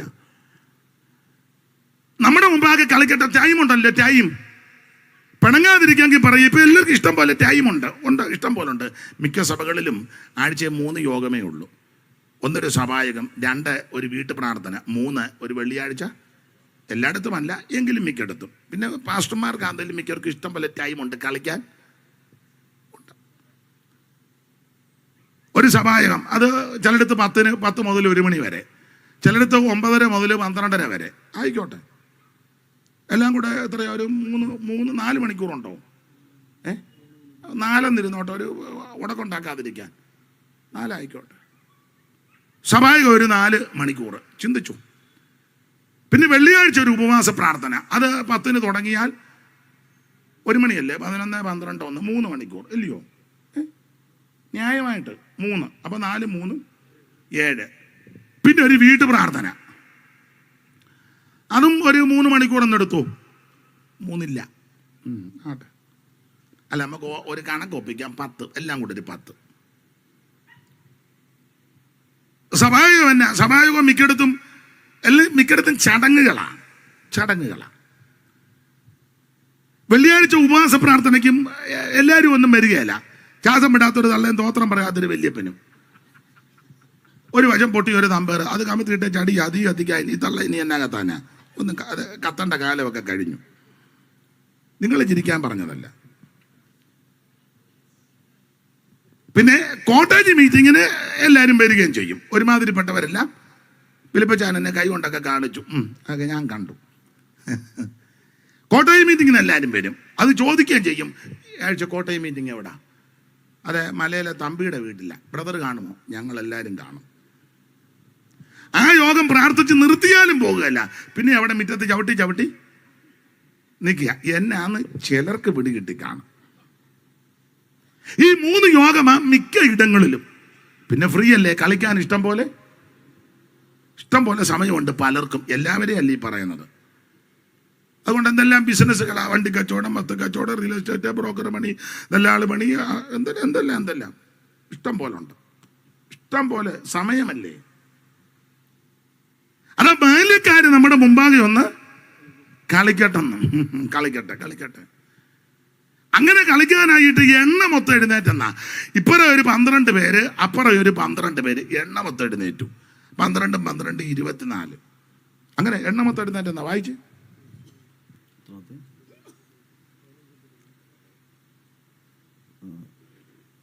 അങ്ങനെ ബെന്യാമീന്റെയും ശൗലിന്റെ മകനായ ഇശ്ബോശേത്തിന്റെയും ഭാഗത്തു നിന്ന് 12 പേരും ആ.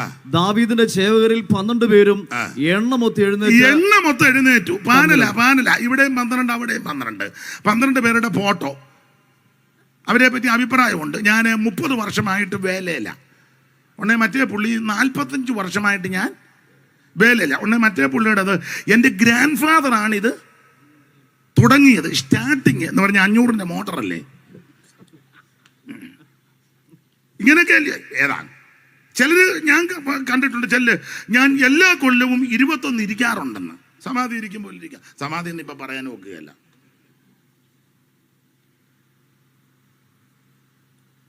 ഒരാളെ പറ്റി എല്ലാ വർഷവും 40 ഇരിക്കുമെന്ന്. എന്തിനാ 40 കുത്തിയിരിക്കുന്നേ? എന്നിട്ട് നീ ചിലരുമായിട്ട് രമ്യതപ്പെടുന്നില്ലല്ലോ, ഇണങ്ങുന്നില്ലല്ലോ, ഏറ്റു പറഞ്ഞ് കാര്യങ്ങൾക്ക് ക്രമീകരണം വരുത്തുന്നില്ലല്ലോ. എന്തിനിങ്ങനെ കഞ്ഞിയും വെള്ളം കുടിക്കാതെ 40 ഇരിക്കുന്നു നറന്ന്?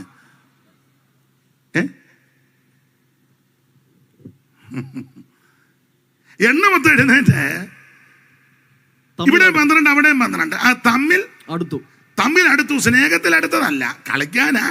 തമ്മിൽ അങ്ങോട്ട് അടുത്തു.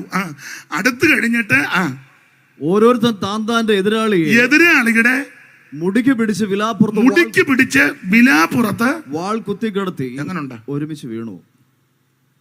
കളി തുടങ്ങിയതാ, ഇപ്പൊ അത് കാര്യമായി. ചെറിയൊരു കളി തുടങ്ങിയതാ.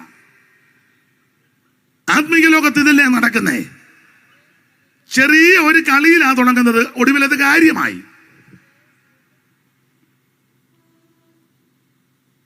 ഒരു കസേരയ്ക്ക് വേണ്ടിയാ, പക്ഷെ കാര്യമായി. 3 വർഷം 2 വർഷം അല്ലെ 5 വർഷം ഒരു കസേര കിട്ടണം. അതിന് എതിരാളികളുടെ മുടിക്കുത്തിന് പിടിക്കാം. മുടി പിടിച്ചാൽ വേദനയില്ലേ? അവനെ വേദനിപ്പിക്കുക. ഞാനൊരു കാര്യം, നിങ്ങൾ ഇണങ്ങിയാലും പിണങ്ങിയാലും മറ്റൊരുത്തനെ വേദനിപ്പിച്ച് നീ ഒരു കസേര നേടിയാൽ നിനക്ക് നിന്റെ സന്തതിക്കും ഗുണം വരികയില്ല.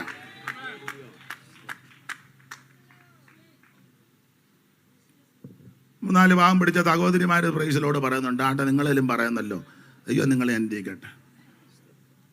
ഇനിയിപ്പോൾ ഇത് കേട്ടോണ്ട് ബാക്കിയുള്ളവരും പറയുമായിരിക്കും, എന്നാ ഞങ്ങളുടെ വകയോ ഒന്ന്. പണ്ടൊരാൾ പറഞ്ഞ ഭാസ്കരൻ്റെ വകയോ ഒരു വടി.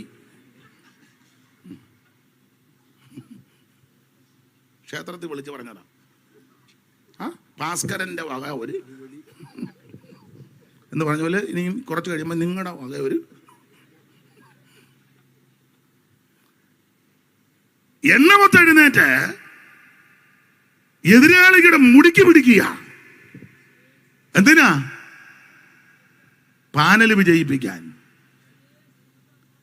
എന്റെ സഹപാഠന്മാരെ, ദൈവദാസന്മാരെ, ദൈവ കുഞ്ഞുങ്ങളെ, എന്നെ കേൾക്കുന്ന ബഹുമാന്യരെ, നിങ്ങളോടൊരു കാര്യം പറയാം. ഒരുത്തനെ വേദനിപ്പിച്ച്, ഒരുത്തനെ ചതിച്ച്, ഒരുത്തനെ വഞ്ചിച്ച്, ഒരുത്തന്റെ കാലുവാരി, ഒരുത്തന്റെ കുതികാല് പറ്റി നീ എന്തെങ്കിലും നേടിയെടുത്താൽ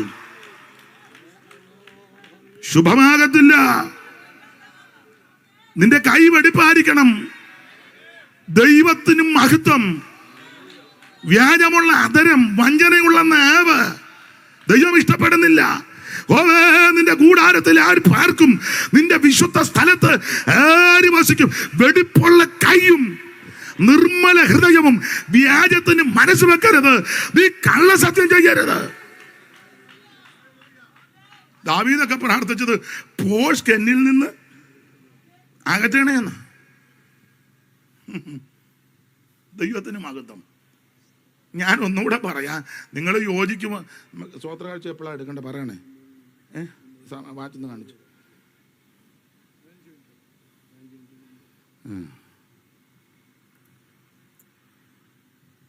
അപ്പൊ ശ്രദ്ധിക്കുക, നിങ്ങളാകട്ടെ, ഞാനാകട്ടെ, നമ്മൾ ആരുമാകട്ടെ, സൂത്രത്തിലൊന്നും നേടരുത്. നിലനിൽക്കത്തില്ല.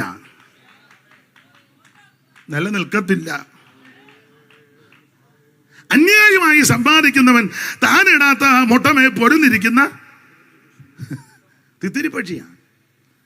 പാടാൻ വയ്യ എന്നാണ്. ജെയ്സനും ഇല്ല. ജെയ്സൺ ഉണ്ടായിരുന്ന ഹാർമോണിയത്തിൻ്റെ ശ്രുതിയിലെങ്കിലും ഞാൻ ശ്രുതി ജെയ്സൺ ഇന്ന് വേറൊരു ശുശ്രൂഷയുണ്ട്. ഞാൻ പറഞ്ഞു പൊക്കോളാൻ പറഞ്ഞു. കാരണം ഈ പാവത്താൻ എൻ്റെ കൂടെ വന്നാൽ ഈ വരുന്നവരാരും ഒന്നും കൊടുക്കത്തൊന്നുമില്ല. പിന്നെ എനിക്ക് കിട്ടുന്നതിൽ നിന്നാണ് ഞാൻ അങ്ങനെ കൊടുക്കണേ. വളച്ചൊല്ല വെക്കരുത്. എനിക്ക് തന്നില്ലല്ലോ, അതുങ്ങൾക്കെല്ലാം കൊടുത്തേക്കണം. ഞാൻ പറഞ്ഞാൽ പൊക്കോളാൻ പറഞ്ഞു.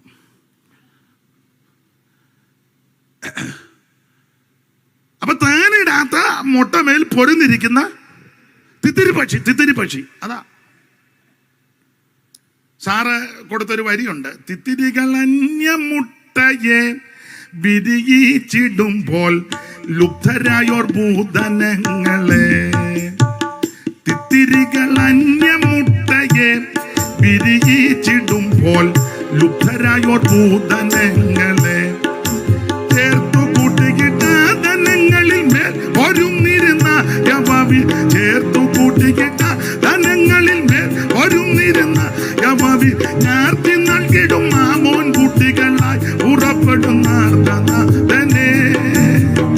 എന്നവിടെ വന്നു ചേരും ഞാൻ മമകാന്ത നിന്നെ വന്നു കണ്ടുവാൻ ചതിരുവാൻ. എന്നവിടെ വന്നു ചേരും ഞാൻ മമകാന്ത നിന്നെ വന്നു കണ്ടുവാൻ ചതിരുവാൻ. അപ്പൊ ശ്രദ്ധിക്കുക, അന്യായമായിട്ടൊന്നും നമ്മുടെ കൂടാരത്തിൽ കാണരുത്. ഈ ചില ദൈവദാസന്മാരെ പറ്റി പറയാറുണ്ടോ, പുള്ളി ഇത്രയും വർഷമായി, പക്ഷേ പുള്ളിക്ക് വലിയ വീടും വെച്ചില്ല, വലിയ വണ്ടിയില്ല, വലിയ ചുറ്റുപാടൊന്നും ഇല്ല. ഓ, കഴിവില്ലാത്തവൻ. അയാൾക്ക് മോട്ടിക്കാൻ കഴിവില്ലാതാ. അയാൾക്ക് മോട്ടിക്കാനും കഴിവില്ല, വേറെ തന്നെ കമത്തി അടിക്കാനും. അതാ, നിങ്ങൾ ഇഷ്ടമുണ്ടോ ചോദിച്ചാൽ മതി. നമ്മളങ്ങനെയൊക്കെയാ വിലയിരുത്തുന്നത്.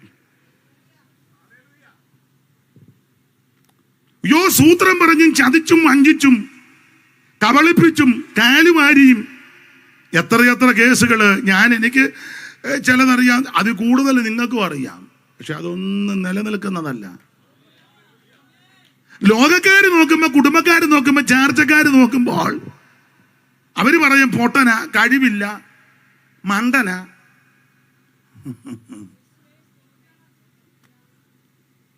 പക്ഷെ സ്വർഗം നിന്നെ ഒന്ന് നോക്കും.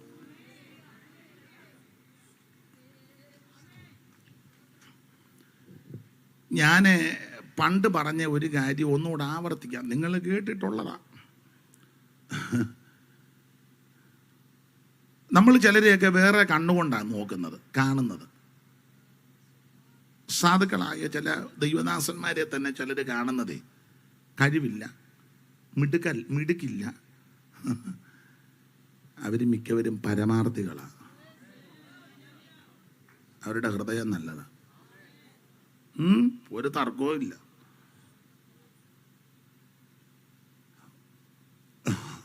ഒരിക്കലേ യാത്ര പോയപ്പം ഒരു സഹോദരി വണ്ടിക്കകത്തിട്ട് ഞാൻ പറഞ്ഞു, ഒരു ദൈവദാസനല്ലേ പോകുന്നു. ഓ, അയാളിങ്ങനെ തെണ്ടി നടക്കുന്നവനാണ്. എൻ്റെ കേൾക്കുക, ഞാനും ഉണ്ടായിരുന്നു. പണ്ട് ഞാൻ പറഞ്ഞത് ഒന്നുകൂടെ ആവർത്തിക്കുക. ഇവർ നല്ല വിലയുള്ള വണ്ടിയിൽ പാസ്റ്ററും അയാളുടെ ഭാര്യ വെമ്പിളയും ശിങ്കിടികളും ഞാനും ഉണ്ട്. കാരണം എനിക്കും ആ സ്ഥലത്തോട്ടാണ് പോകണ്ടേ. അപ്പം അവരുടെ കൂടെ ഒന്ന് ലിഫ്റ്റ്, ഒരു ഇംഗ്ലീഷ് ടിക്കറ്റ് എന്നെയും കൂടെ കൊണ്ടുപോയി. അപ്പം ആ വണ്ടി അങ്ങോട്ട് പോയപ്പോഴാണ് ഒരു സാധുവായ ദൈവദാസൻ സഞ്ചിയൊക്കെ തൂക്കി മുണ്ടുമൊക്കെ ഇവിടുത്തെ റോഡ് സൈഡ്. അപ്പം ഞാൻ പറഞ്ഞു, അയ്യോ, ഒരു ദൈവദാസൻ അല്ലേ എന്ന് പറഞ്ഞു. എന്നിട്ട് ഈ സഹോദരി പറയും, അയാളിങ്ങനെ തെണ്ടി നടക്കുന്നവനാണ്. അങ്ങനെയുണ്ട്. പിന്നെ ഞാനതിന് മറുപടി പറഞ്ഞു, വണ്ടി അവരുടേതൊക്കെ എന്നെ കൊണ്ടുപോയാലും കൊണ്ടുപോയില്ലെങ്കിലും കാര്യം പറയും. ഞാൻ പറഞ്ഞു, അയാളും തെണ്ടിയാ നമ്മളും തെണ്ടിയ. അയാൾ റോഡേ നടന്ന് തെണ്ടെന്ന് നമ്മൾ വണ്ടിയെ പോയി. എന്തോ വ്യത്യാസം തന്നെ. അയാൾ സഞ്ചിയും തൂക്കിക്കൊണ്ട് തെണ്ടെന്ന് നമ്മൾ നല്ല സൂട്ട് കേസും തൂക്കിക്കൊണ്ട് പോയി തെണ്ടുന്നു. അയാൾ ഇതിലെ എല്ലാം തെണ്ടി കിടക്കും, നമ്മൾ അമേരിക്കയിലും ഗൾഫിലും പോയി. വ്യത്യാസം തന്നെ. അയാൾ സൈക്കിളെ നടന്ന് തെണ്ടുന്നു, നമ്മൾ പ്ലെയിനെ പോയി തെണ്ടുന്നു. എന്നെ വ്യത്യാസം തന്നെ. അയാളുടെ ഭാര്യയും തെണ്ടി നമ്മുടെ ഭാര്യ. അയാൾ സ്റ്റാൻഡേർഡ് ഇല്ലാത്ത തെണ്ടി, നമ്മൾ സ്റ്റാൻഡേർഡുള്ള എല്ലാം തെണ്ടിയാന്ന് പറഞ്ഞു. എന്തെങ്കിലും തർക്കമുണ്ടോ ഇപ്പം പറയണം.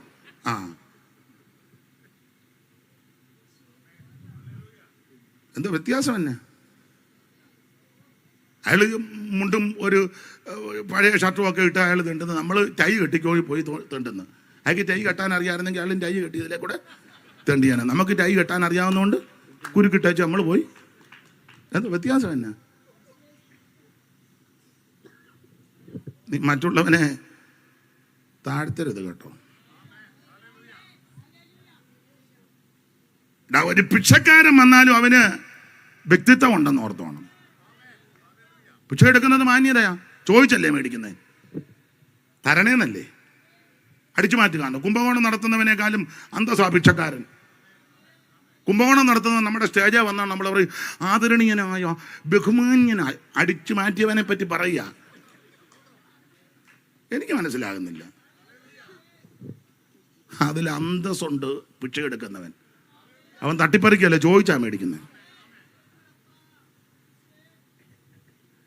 നമ്മുടെ ഇടയിൽ പെന്തിക്കോസ് കണ്ടിട്ട് നമ്മൾ ചോദിക്കല്ലേ ആ സഹോദരിക്ക് തന്നെ അല്ലെ അടുക്കള പണിക്കാരിയാ. എന്താ അന്തസ്സാ? പല വീട്ടിൽ പോയി ജോലി ചെയ്തേച്ചല്ലേ. നീ നിന്റെ വീട്ടിൽ പോലും ഒരു ജോലി ചെയ്യുന്നില്ലേ, കസാര നിറച്ച് ഇങ്ങനെ വാർതാനിരിക്കും പോലെ ഇരിക്കുകയല്ലേ. നിന്നിലും എന്താ അന്തസ്സാ?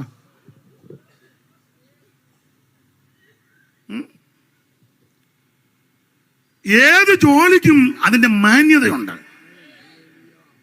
ഞാൻ ഇത് പറഞ്ഞാൽ നമ്മുടെ പെന്തിക്കോസുകാർക്ക് ഇഷ്ടമല്ല. ഞാൻ TPM-ന്റെ കൺവെൻഷന് പോയി മദ്രാസിലെ ഇരമ്പല്ലൂര്. ഞാൻ പോയി. ഈ വല്ലവരും പറയുന്നത് കേട്ടോണ്ട് പറയാനും നോക്കത്തില്ല, കാണുകയും അറിയുകയും ചെയ്യണം എന്ന് വെച്ചാൽ പറയാൻ പറ്റുള്ളൂ. അപ്പം ഞാനവിടെ ചെന്ന് കഴിഞ്ഞപ്പം ഒരാൾ ഈ ബാത്റൂമുകൾ ധാരാളമുണ്ട്. അപ്പോൾ അത് ഒരാൾ കഴുകുക. അപ്പോൾ എന്നെ ഒരു കർത്താവിൻ്റെ ദാസൻ എന്നെ വിളിച്ചു വെച്ച് പറഞ്ഞു, ആ അദ്ദേഹത്തെ ശ്രദ്ധിച്ചോ എന്ന് ചോദിച്ചു. ഞാൻ പറഞ്ഞു കണ്ടു. അദ്ദേഹം തമിഴ്നാട്ടിലെ ഒരു വലിയ പോലീസ് ഓഫീസറാണ്. ബാത്റൂം കഴുകുക. അവിടെ 100 കണക്കിന് ലക്ഷക്കണക്കിന് ആൾക്കാർ വരികയല്ലേ, ഉപയോഗിക്കുന്നതല്ലേ.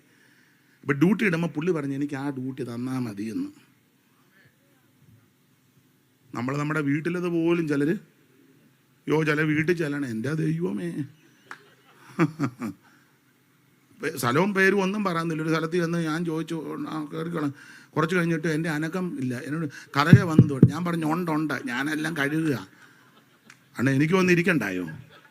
എനിക്ക് വന്ന് ഇരിക്കണ്ടേ? നടന്ന കാര്യമാണ് പറഞ്ഞത്. ഈ മഞ്ഞ കളറിൽ അവിടെ എല്ലാം പിടിച്ച് മുഖം ചുളിക്കുന്നതിനെ കഴുകിയച്ചായി പറഞ്ഞത്. ഉടുത്തൊക്കെ അങ്ങോട്ട് ഒരുങ്ങി പോകുന്ന കണ്ടാൽ എന്താ ഇപ്പോൾ പിള്ളേരെല്ലാം പറഞ്ഞൊരു സഹോദരിയുടെ പേരുണ്ടല്ലോ, എന്നാ പേര് മറന്നുപോയി. പേര് പോട്ടെ, ഐശ്വര്യ റാണി എന്തുവാ എന്തേലും പാട്ടെ. ആ പോക്കൊക്കെ കണ്ടാൽ മിസ് കേരളയാന്ന് പറയും. വീട്ടുകാർ വന്ന് ചോദിച്ചു പാസ്റ്റർ അവരോടത്തിനും തലകറക്കം വല്ലതും വന്നതിനകത്ത്. ഞാൻ പറഞ്ഞ് കറക്കമൊന്നുമില്ല, കുറച്ച് കഴിഞ്ഞിരുന്നേ കറങ്ങിയനും ഒക്കെ പരുവത്തിന്. ഒരു ഉദാഹരണം പറഞ്ഞതേ ഉള്ളൂ. ആ മനുഷ്യൻ ഉന്നതനായൊരു പോലീസ് ഉദ്യോഗസ്ഥനാണ്. അത് വളരെ ഭംഗിയായിട്ട് ചെയ്യുന്നു. ഏത് ജോലിക്കും അതിൻ്റെ മാന്യതയുണ്ട്. ചില പറ്റി പറയത്തില്ലേ, മുനിസിപ്പാലിറ്റി തൂപ്പ. അന്തസ്സുള്ള ജോലിയാ, അന്തസ്സുണ്ട്. മോട്ടിക്കുന്നില്ലല്ലോ, ചതിക്കുന്നില്ലല്ലോ, വഞ്ചിക്കുന്നില്ലല്ലോ, സൂത്രം പറയുന്നില്ലല്ലോ, ജോലി ചെയ്യല്ലേ. വിശേഷിച്ച് രാവിലെയൊക്കെ തലയെ കെട്ടി മഞ്ഞുള്ള സമയമല്ലേ, അവരതെല്ലാം വൃത്തിയാക്കുക. അവർ വൃത്തിയാക്കുന്നിടത്താണ് നീ കാറെ ചെന്ന് തുപ്പിയേച്ച് പോകുന്നത് ഇല്ലേ. ഏത് ജോലിക്കും അതിൻ്റെ മാന്യതയുണ്ട്. മറ്റുള്ളവരെ ആ നിലയിലൊക്കെ കാണണേ. ഞാൻ ഇടയ്ക്ക് കയറി പറഞ്ഞതേ ഉള്ളൂ. എണ്ണമൊത്തം എഴുന്നേറ്റ് കളിക്കാൻ എഴുന്നേറ്റു. ഇവിടെയും 12 അവിടെയും 12. 2 കൂട്ടരും കൂടെ നേർക്കുനേരെ അടുത്ത് മുടിക്ക് കയറി പിടിച്ചു. മുടി പിടിച്ച വേദനയാ. വേദനിപ്പിക്കുക മാത്രമാണോ? 1000 വിലാപ്പുറത്ത് കുത്തിക്കയറ്റി 24 എണ്ണം ഒരുപോലെ പട്ടു. നിങ്ങൾ ശ്രദ്ധിക്കണം, ഒരു ചെറിയ കളി തുടങ്ങിയതാണ്. 24 എണ്ണം പെട്ടെന്ന് വായിച്ചങ്ങ് വിടും. പക്ഷെ ശരിക്കും ചിന്തിച്ചാൽ 24 കുടുംബത്തിനകത്ത് തകർച്ച, മനോദുഃഖം, 2 പേര് തമ്മിൽ തുടങ്ങിയ കളിയ. അബ്നേരും യോവാബും തമ്മിലുള്ള കളിയാ. പക്ഷെ എത്ര കുടുംബമായി ഇപ്പൊ കിടന്ന് വിലപിക്കുന്നേ. നീ സഭയ്ക്കകത്ത് കളിക്കരുത്. 2 കുടുംബക്കാർ തമ്മിലായിരിക്കും പ്രശ്നം, 2 വ്യക്തികൾ തമ്മിലാ പ്രശ്നം. അത് പലർക്കും ദുഃഖമുളവാക്കും. ഈ 24 പേര് 10 പോയപ്പോ കളി നിർത്തണ്ടേ? കളി നിർത്തണം. അയ്യോ നമുക്ക് തെറ്റുപറ്റി, കുഴപ്പമാ, കളി നിർത്തിയില്ല. പിന്നെയും വാശി, പിന്നെയും വാശി. ആ വാശി അങ്ങോട്ട് രൂക്ഷമായിട്ട് അസാഗേല് അബ്നേരിന്റെ നേരെ ചെല്ലുക. പിന്തുടർന്നെന്നാ അവിടെ സ്റ്റോപ്പ് ചെയ്യണ്ടേ? അസാഗേല് ദാവീദിന്റെ പെങ്ങളും സരൂയയുടെ മകനാ, കാട്ടുകളിയെ പോലെ ശീക്രഗാമി മിടുക്കനാ. അവനുടനെ ആയുധമായിട്ട് അബ്നേരിന്റെ പുറകെ ചെന്നു, നേരിന്റെ മകൻ. അബ്നേരാരാ? വീരനും മഹാനുമാ. അതുകൊണ്ടല്ലേ അബ്നേര് പട്ടുപോയപ്പോൾ ദാവീദ് പറഞ്ഞു, ഇന്ന് ഇസ്രായേലിൽ ഒരു വീരനും മഹാനും. 3:38 ഒന്ന് വായിച്ചേ. ശാമുവേലിന്റെ 2-ാം പുസ്തകം 3:38 ഒന്ന് വായിച്ചേ. അതാന്ന് തോന്നുന്നു, പെട്ടെന്ന് വായിച്ചു. രാജാവ് തന്റെ ഭൃത്യന്മാരോട് ഇന്ന് ഇസ്രായേലിൽ ഒരു പ്രഭുവും മഹാനുമായവൻ പട്ടുപോയത് നിങ്ങൾ അറിയുന്നില്ലയോ? ഞാൻ രാജാഭിഷേകം പ്രാപിച്ചവൻ എങ്കിലും അവൻ പ്രഭുവും മഹാനുമായവനാ. അസാഗേൽ അവന്റെ പുറകെ ഓടിച്ചെന്നു. അസാഗേൽ ചെന്നപ്പം അബ്നേര് പറഞ്ഞേട്ടാ പോ, കളി നിർത്തി പോ. ഞാൻ നിർത്തി, പോകുകയല്ല. അപ്പം പോ, ഞാൻ നിന്നെ വല്ലതും ചെയ്താൽ പിന്നെ യോവാബിന്റെ മുഖത്ത് നോക്കാൻ എനിക്ക് ബുദ്ധിമുട്ട് വരും, പോ, നിർത്തുകയല്ല. ചുരുക്കി പറഞ്ഞാൽ അവസാനം അബ്നേര് അവൻ തീർന്നു. ഞാൻ ഇടയ്ക്ക് കയറി പറഞ്ഞതേ ഉള്ളൂ. അങ്ങനെ പോയ ആ വിഷയത്തിൽ പോകും, എടുത്ത വിഷയത്തിൽ വരാം. അങ്ങനെയുള്ള ഈ അസാഗേലിനെ എടുത്തവരടക്കി ബേത്ലഹേമിൽ. അത് പറയാനാ എത്ര പറഞ്ഞു. വായിര് ആ വാക്യം വായതിന് 2-ാം അധ്യായത്തിലല്ലയോ വായിച്ചത്? 40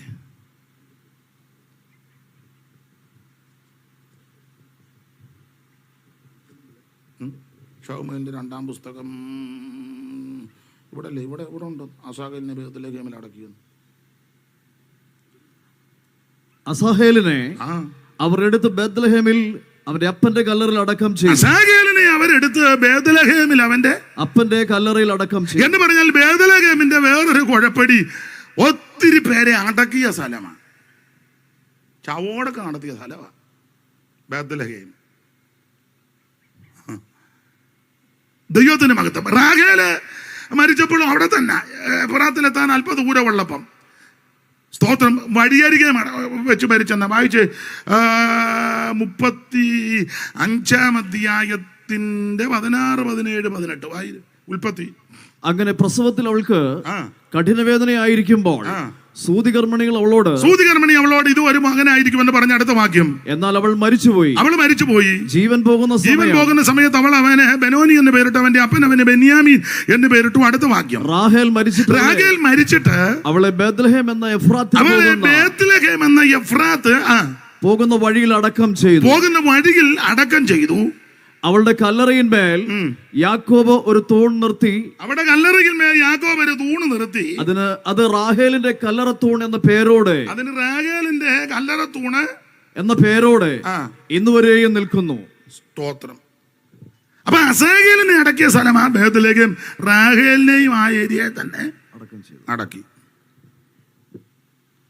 വേറൊരുത്തനെയും കൂടെ കൊണ്ട് അടക്കി. അവന്റെ പേര് എന്തുവാ? ഇബ്സാൻ. അവന് ന്യായാധിപനാ.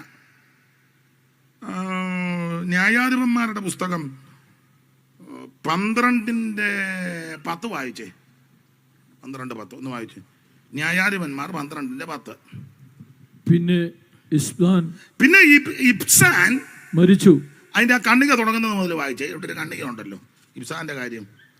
അവന്റെ ശേഷം ബേത്ലഹേമിനായ ഇബ്സാൻ ഇസ്രായേലിന്റെ ന്യായാധിപനായ. അടുത്ത വാക്യം. അവന് 30 പുത്രന്മാരുണ്ടായിരുന്നു. 30 പുത്രന്മാരുണ്ടായിരുന്നു. പിന്നെ അവൻ 30 പുത്രിമാരെ കെട്ടിച്ചയക്കുകയും തന്റെ പുത്രന്മാർക്ക് 30 കന്യകമാരെ കൊണ്ടുവരികയും. പുള്ളിയുടെ ശുശ്രൂഷ ഒറ്റ ശുശ്രൂഷ ഉള്ളു, വിവാഹ ശുശ്രൂഷ. വേറെ ഒരു ശുശ്രൂഷയ്ക്കും പുള്ളി പോകുന്നുമില്ല. അവൻ ഇസ്രായേൽ 7 സംവത്സരം ന്യായാധിപൻ. എന്നും കല്യാണം. കാരണം 30 ആൺപിള്ളേര് 30 നല്ല ശുശ്രൂഷ. അതെ, നമുക്ക് ആ ഭാഗത്തേക്ക് പോകണ്ട. ഇങ്ങനെയുള്ള ഇബ്സാനെ, ഇവന് ബേത്ലഹേമിനെ അവൻ മരിച്ചു. ഇനി അടുത്ത വാക്യം. പിന്നെ ഇബ്സാൻ മരിച്ചു, ബേത്ലഹേമിൽ അവനെ അടക്കം ചെയ്തു. ബേത്ലഹേമിൽ അവനെ അടക്കം ചെയ്തു. ഞാൻ എല്ലാ ഭാഗത്തേക്കും പോകുന്നില്ല. യേശു ബേത്ലഹേമിൽ ജനിക്കാനുള്ളതിന്റെ കാരണങ്ങൾ 1-2 കാര്യം സൂചിപ്പിച്ചെന്നേ ഉള്ളൂ. അവൻ കണ്ണുനീരും ദുഃഖവും മുറവിളിയും നടന്ന സ്ഥലമാ ബേത്ലഹേം. അതുകൊണ്ടാ യേശു ജനിച്ചത്. നിന്റെ ജീവിതത്തിന്റെ കണ്ണുനീരും ദുഃഖവും മുറവിളിയും മാറ്റുവാനാണ് യേശു ക്രിസ്തുവിന്റെ തിരുജനനം. ബേത്ലഹേമിന്റെ രണ്ടാമത്തെ ഒരു വിശേഷത, ഇബ്സാനെ അടക്കിയത് അവിടെ, റാഗേലിനെ അടക്കിയത് ആ ഏരിയയില, അസാഗേലിനെ അടക്കിയതും എന്ന് പറഞ്ഞാൽ അനേക ശവോടൊക്കെ നടത്തിയ ശവസംസ്കാര ശുശ്രൂഷ, എന്റെ ഭാഷ നടത്തിയ ഇടമാ ബേത്ലഹേം. എന്നാൽ അവിടെ ഒരുവൻ പൂജാതനായി. എന്തിനാണെന്നറിയാമോ? മരിച്ചവരെ ഉയർപ്പിക്കുവാൻ. Praise the Lord. ഇന്ന് രാത്രി ആ കർത്താവിന്റെ തിരുജനനവും അവിടുത്തെ സ്തോത്ര വരവോർത്ത് ഞാൻ ദൈവത്തെ സ്തുതിക്കുക. ഞാനിനി ആ ഭാഗം ഒന്നും പറയുന്നില്ല. എടുത്ത വാക്യത്തോട് കൂറ് പുലർത്ത് 1-2 കാര്യങ്ങൾ പറഞ്ഞ് വേഗത്തിൽ അങ്ങ് നിർത്താം. ദൈവത്തിന് മഹത്വം ഉണ്ടാകട്ടെ. ഇടയ്ക്കത്തെ ഭാഗം പറഞ്ഞ് അങ്ങനെ അങ്ങ് പോകും. മത്തായി 28:18 വായിച്ചത്, യേശു അടുത്ത് എന്ന് സ്വർഗത്തിനും ഭൂമിയിലും സകല അധികാരവും എനിക്ക് നൽകപ്പെട്ടിരിക്കുന്നു. ഇന്ന് രാത്രി എന്നെ കേൾക്കുന്ന പ്രിയരെ, ഞാനും നിങ്ങളും ആരാധിക്കുന്ന യേശു ക്രിസ്തുവാണ് സകലത്തിന്റെ അധികാരി, സർവത്തിന്റെ അധികാരി നമ്മുടെ കർത്താവാ. ദൈവത്തിന് മഹത്വം. സ്വർഗത്തിനും ഭൂമിയിലും സകല അധികാരവും എനിക്ക് നൽകപ്പെട്ടിരിക്കുന്നു. അവിടുന്ന് ആ സകലത്തിന്റെ അധികാരി. ഇങ്ങനെ ഒരു പരസ്യ പ്രസ്താവന ഇതിനു മുമ്പ് യേശു ചെയ്തിട്ടില്ല. ഞാൻ ഓർപ്പിച്ചല്ലോ, മത്തായി 5:6-7 ഗിരിപ്രഭാഷണം, പർവ്വത പ്രസംഗം. ഈ പർവ്വത പ്രസംഗത്തിലെങ്കിലും ഇതുപോലൊരു പരസ്യ പ്രസ്താവന നടത്തിയിട്ടില്ല. ഈ പരസ്യ പ്രസ്താവന ഏതാ? സ്വർഗത്തിനും ഭൂമിയിലും സകല അധികാരവും എനിക്ക് നൽകപ്പെട്ടിരിക്കുന്നുവെന്ന് യേശു പരസ്യമായി പ്രസ്താവിക്കുന്നത് ഇങ്ങനെ: മരിച്ചു, അടക്കപ്പെട്ട് 3-ാം ദിവസം ഉയർത്തെഴുന്നേറ്റ്. അരിമ ശിഷ്യന്മാർക്കെല്ലാം യേശു പ്രത്യക്ഷനായി. ആദ്യം മറിയയ്ക്ക്, കേബാവിന്, 12 എമ്മവസിൽ പോയവർക്ക് കടക്കരെ വെച്ച് ബഥാനിയിൽ വെച്ച് മുറികടച്ചിട്ടപ്പോൾ തോമാസ് ഉള്ളപ്പോൾ ഇങ്ങനെ പലർക്കും 500-ലധികം പേർക്ക് ഒരുമിച്ച് എല്ലാവർക്കും പ്രത്യക്ഷനായി. ഒടുവിൽ തന്റെ ശിഷ്യവൃന്ദങ്ങളെ എല്ലാം കൂടെ കൂട്ടിക്കൊണ്ട് ബഥാനിയോളം കൊണ്ടുപോയി അന്ത്യകൽപ്പന കൊടുക്കുകയാ. അതാമത്തായി 28, മർക്കോസ് 16, ലൂക്കോസ് 24, അപ്പോസ്തല പ്രവൃത്തി 1-ാം അധ്യായത്തിന്റെ 8 മുതൽ താഴോട്ട് അന്ത്യകൽപ്പന കൊടുത്തവരെ നോക്കി നിൽക്കുമ്പോഴായി യേശു സ്വർഗത്തിലേക്ക് പോകുന്നതിന് മുമ്പ് അവരോട് പറഞ്ഞ കാര്യമാ മത്തായി 28:18, സ്വർഗത്തിനും ഭൂമിയിലും സകല അധികാരവും എനിക്ക് നൽകപ്പെട്ടിരിക്കുന്നു. ഇന്ന് രാത്രി എന്നെ കേൾക്കുന്ന പ്രിയരെ, ഞാനും നിങ്ങളും ആരാധിക്കുന്ന എന്നെയും നിന്നെയും രക്ഷിച്ച യേശുവിനാണ് സർവത്തിന്റെ മേലും അധികാരം. അതുകൊണ്ട് ഇന്ന് രാത്രി ഒരു കാര്യം വചനത്തിന്റെ വെളിച്ചത്തിൽ ദൈവമക്കളോട് പറയാ. അതുകൊണ്ട് കർത്താവ് അറിയാതെ, കർത്താവ് അനുവദിക്കാതെ നിനക്കൊന്നും വരികയില്ല. നിന്റെ യേശു അനുവദിക്കാതെ, യേശു അറിയാതെ, യേശു സമ്മതിക്കാതെ നിനക്കൊരു കുഴപ്പവും വരികയില്ല. ദൈവത്തിന് മഹത്വം. കാരണം സർവത്തിന്റെ അധികാരി നമ്മുടെ കർത്താവാ. ചില ദൈവമക്കൾ ഇങ്ങനെയൊക്കെ പ്രതിസന്ധികളും പ്രശ്നങ്ങളും വരുമ്പോൾ ചോദിക്കാറുണ്ട്, കർത്താവേ നീ ഇതൊന്നും അറിയുന്നില്ലയോ? ചെല്ലി ചോദിക്കും, നീ ഇതൊന്നും കാണുന്നില്ലയോ? സ്തോത്രം. ഇതൊക്കെ കണ്ടിട്ടേ ആസാബിനും അങ്ങനെയൊക്കെ തോന്നി. ദുഷ്ടന്മാരുടെ സൗഖ്യം കണ്ടിട്ട് അഹങ്കാരികളോട് അസൂയ. അവർക്ക് വേദന ഒട്ടുമില്ല. പുള്ളി പാടും തോറും വേദനയാ. അവരുടെ ദേഹം എല്ലാം തടിച്ചുകൊണ്ടിരിക്കുന്ന മറ്റു മർത്തിനെ പോലെ അവർ ബാധിക്കപ്പെടുന്നില്ല. ഞാനോ ഉഷസ് തോറും. സ്തോത്രം. ഇതെല്ലാം ചിന്തിച്ച് പാടിയേച്ചാ ഇതെല്ലാം ചിന്തിക്കുന്നേ.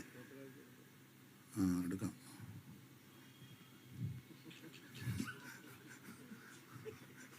ദൈവത്തിന് മഹത്വം.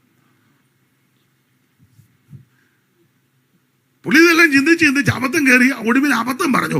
കുറ്റമില്ലായ്മയിൽ എൻ്റെ കൈ കഴുകിയത് വ്യർത്ഥമാ. പുള്ളി അബദ്ധം പറഞ്ഞെങ്കിലും തിരിച്ച് പാട്ടിൻ്റെ ടൈമായപ്പോൾ തിരിച്ചു വന്നു. റിട്ടേൺ. പുള്ളി ഇത് അബദ്ധം ചിന്തിച്ച് പുള്ളി തിരിച്ചു വന്ന് ചോദിച്ചു, കർത്താവേ അവരുടെ അന്തം എന്ത്? ഒടുവിൽ ദൈവാലയത്തിൽ വന്നെന്ന അവരുടെ അന്തം. അപ്പോൾ കർത്താവ് പറഞ്ഞു, എടാ നിശ്ചയമായിട്ട് ഞാൻ അവരെ വഴിവഴിപ്പ് നിർത്തിയിരിക്കുക. സ്തോത്രം. പുള്ളി ഉടനെ ബലപ്പെട്ടു. ഉടനെ പുള്ളി പ്ലേറ്റ് തിരിച്ചു. എങ്കിലും നീ എൻ്റെ വലം കൈക്ക് പിടിക്കും, നിന്റെ ആലോചനയാൽ എന്നെ നടത്തും, പിന്നത്തേതിൽ എന്നെ. അങ്ങനെയും ബലപ്പെട്ടല്ലോ, അത് തന്നെ വലിയ കാര്യം. അപ്പൊ ഒരു കാര്യം പറയാ, പല ദൈവമക്കളും ചോദിക്കാറുണ്ട്, അയ്യോ ദൈവം ഇത് കാണുന്നില്ലയോ, ദൈവം അറിയുന്നില്ലയോ, എന്നെ ഉപേക്ഷിച്ചോ? ഇതൊന്നും ഇല്ല. കർത്താവ് ഇതെല്ലാം അറിയുന്നുണ്ട്. എന്നെ കേൾക്കുന്ന ബഹുമാന്യരെ, നിന്റെ ജീവിതത്തിൽ സംഭവിച്ചതെല്ലാം ദൈവം അറിഞ്ഞോണ്ടാ. ഇപ്പോൾ എന്തെങ്കിലും സംഭവിക്കുന്നുണ്ടെങ്കിൽ അതും നിന്റെ കർത്താവ് അറിഞ്ഞ. ഇനി നാളെ എന്തെങ്കിലും സംഭവിപ്പാനുണ്ടെങ്കിലും അത് നിന്റെ ദൈവം അറിഞ്ഞ. ഒറ്റ വാക്ക് പറഞ്ഞേച്ച് സ്വോത്രകാഴ്ച എടുക്ക. ദൈവം അറിയാതെ, ദൈവം അനുവദിക്കാതെ, കർത്താവ് അറിയാതെ നിനക്കൊന്നും സംഭവിക്കത്തില്ല. സകലത്തിന്റെ അധികാരി നമ്മുടെ കർത്താവാ. ദൈവത്തിന് മഹത്വം സകലത്തിന്റെയും.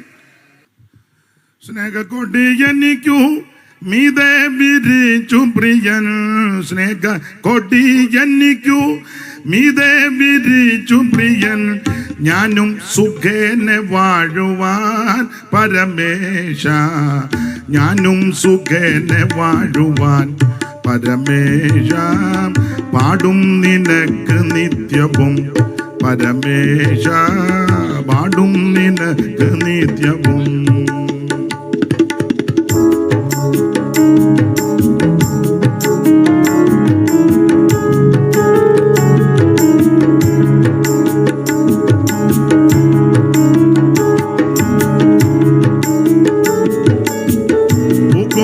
വാടിയൊരു പൂവല്ലി തൂമഴയാൽ, പുകുന്നു വാടിയൊരു പൂവല്ലി തൂമഴയാൽ, ഓർക്കുന്നു നിന്റെ പാലനം പരമേശ, ഓർക്കുന്നു നിന്റെ പാലനം പരമേശ, പാടും നിനക്ക് നിത്യവും പരമേശ, പാടും നിനക്ക്. ഗന്ധം പരത്തിടുന്ന പുഷ്പങ്ങൾ എന്നുടെ, ഗന്ധം പരത്തിടുന്ന പുഷ്പങ്ങൾ എന്നുടെ, അന്തികം രമ്യമാക്കുന്നു പരമേശ, അന്തികം രമ്യമാക്കുന്നു പരമേശ, പാടും നിനക്ക് നിത്യവും പരമേശ, പാടും നിനക്ക് നിത്യവും. കേട്ടകറ്റുന്ന മമ നീടാർന്ന നായക, കേട്ടകറ്റുന്ന മമ നീടാർന്ന നായക, പാടും നിനക്ക് നിത്യവും പരമേശ, പാടും നിനക്ക് നിത്യവും പരമേശ, പാടും നിനക്ക് നിത്യവും പരമേശ, പാടും നിനക്ക് നിത്യവും. അപ്പൊ ശ്രദ്ധിക്കുക, സ്വർഗത്തിനും ഭൂമിയിലും സകല അധികാരവും നമ്മുടെ കർത്താവിനാ. ഒന്നുകൂടെ ആവർത്തിക്കട്ടെ എന്നെ കേൾക്കുന്ന പ്രിയരെ, അതുകൊണ്ട് കർത്താവ് അറിയാതെ, കർത്താവ് അനുവദിക്കാതെ നിനക്കൊന്നും വരികയില്ല. ഒന്നുകൂടെ ആവർത്തിക്കുക, ജീവിതത്തിൽ സംഭവിച്ചതെല്ലാം നിന്റെ കർത്താവ് അറിഞ്ഞുകൊണ്ടാ. ഇപ്പോൾ എന്തെങ്കിലും സംഭവിക്കുന്നുണ്ടെങ്കിൽ അതും കർത്താവ് അറിഞ്ഞുകൊണ്ടാ. ഇനി എന്തെങ്കിലും സംഭവിപ്പാനുണ്ടെങ്കിലും അതും കർത്താവ് അറിഞ്ഞിട്ടാ.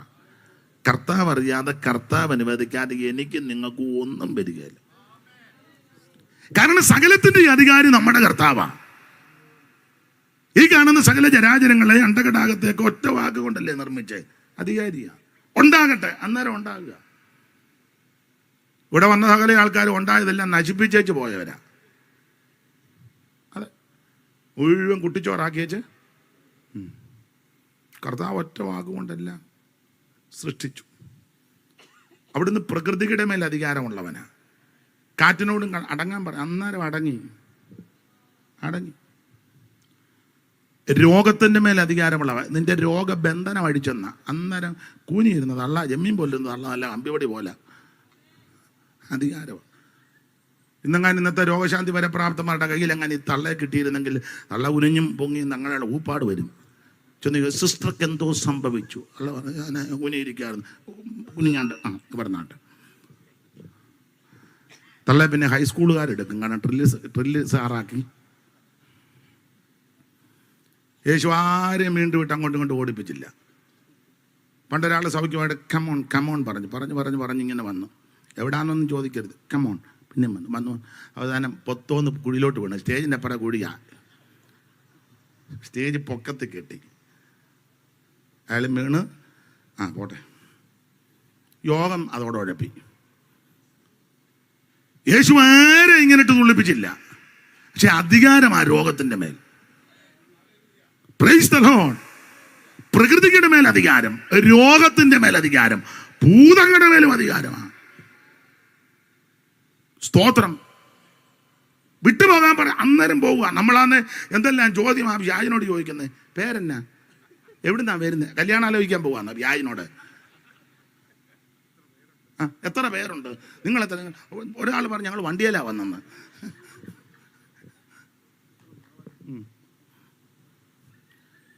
ചിലക്ക് വല്ലാത്ത ദീനമുണ്ട്. ആരാ ചെയ്തത്?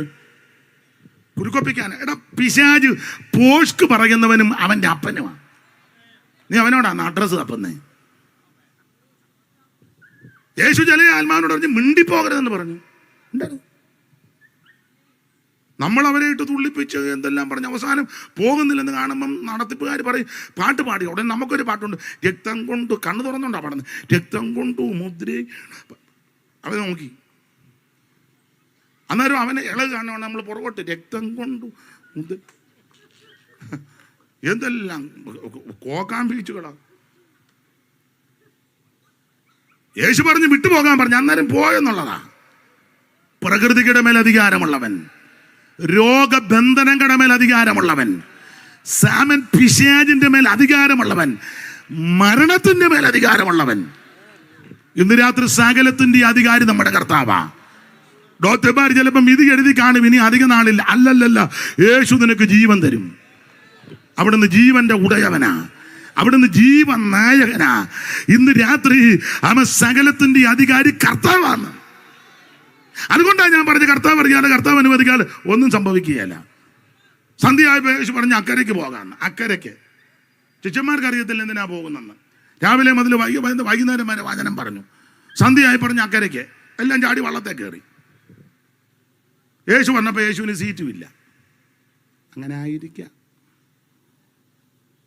എല്ലാം നടുപ്പടിയും വായിക്കോലും എല്ലാം കയറിയിരുന്നു, കൊച്ചുപടിയിലും എല്ലാം.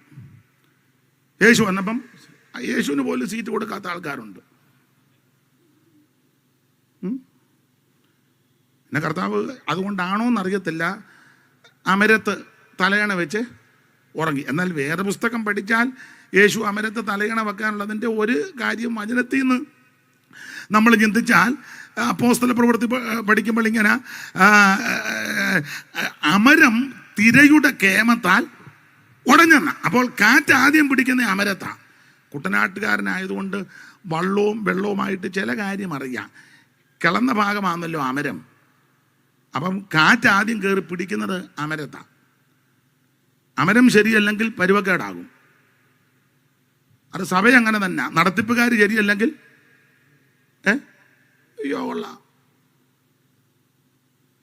നമ്പ്യാർ പണ്ട് പറഞ്ഞല്ലേ, ഓദിക്കുന്നോനോത്ത് പിഴച്ചാൽ ഒരു പന്തിക്ക് മൊത്തം തെറ്റും.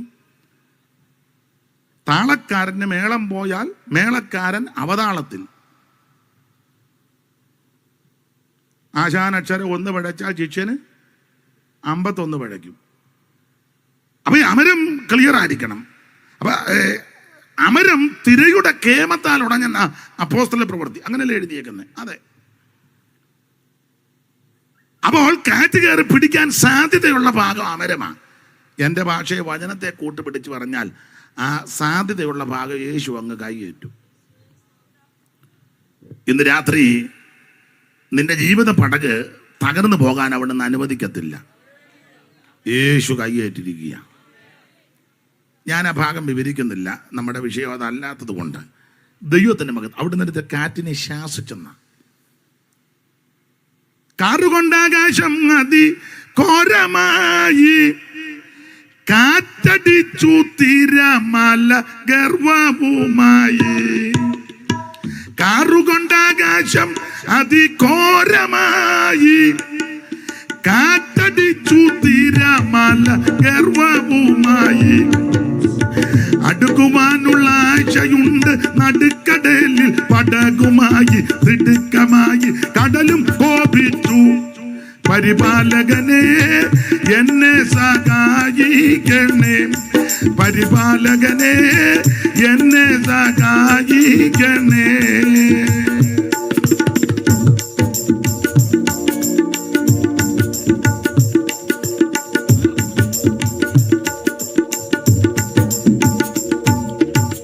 വൻകടല കരെ പോവാൻ ചൊന്നവാക്ക് ഇമ്പമോടെ കേട്ടതല്ല യാത്രയും ചെയ്തു.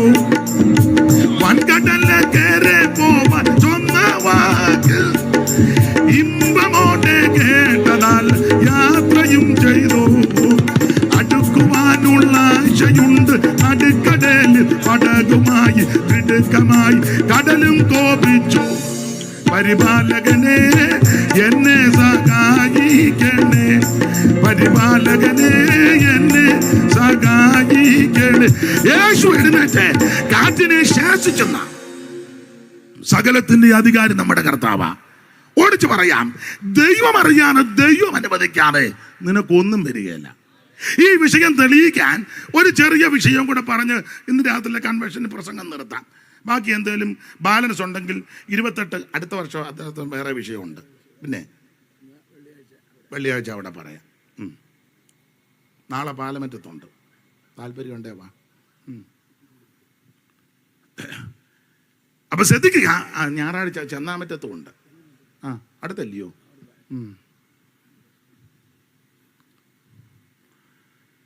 അപ്പൊ ശ്രദ്ധിക്കേണ്ട കാര്യം, ദൈവം അറിയാതെ ദൈവം അനുവദിക്കാതെ നിനക്ക് ഒന്നും വരികയില്ല. ഈ വിഷയം തെളിയിക്കാൻ ഞാൻ അധികാരി കർത്താവ് അറിയാതെ ഒന്നും വരികയില്ല. തെളിയിക്കാൻ ഒരു ചെറിയ വിഷയം നിങ്ങൾക്കറിവുള്ള വിഷയമാണ്.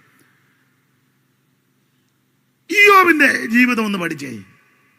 ഇവിടെ കൂടുതലും ദൈവമക്കളാണ് കൂടിയേക്കുന്നത്.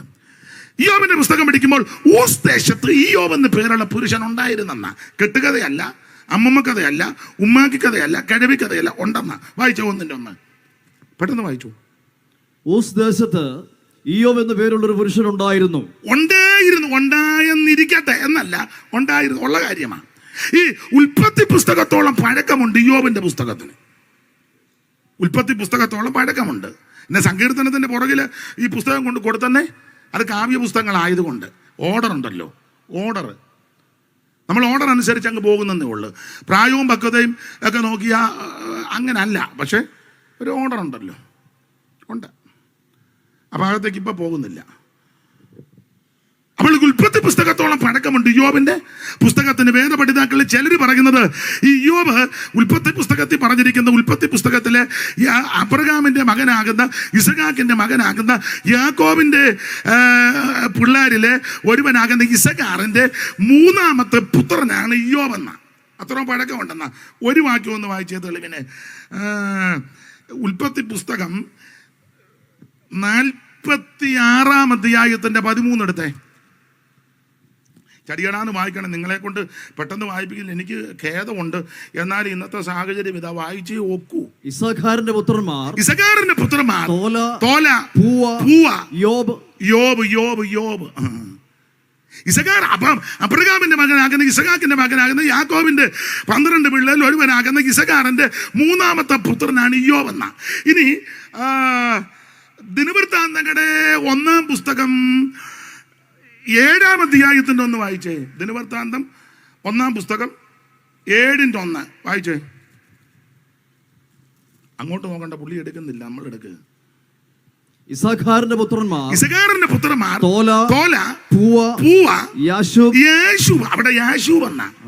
യാശൂബ് തന്നെയാണ് യോബ് തന്നെയാണ് ഇയ്യോബ്. ഇനി യാക്കോബിന്റെ ലേഖനം 5-11 വായിച്ചേ. അപ്പോൾ ഒന്നുകൂടെ ക്ലിയർ ആകുമല്ലോ. യാക്കോബ് 5-11 5:11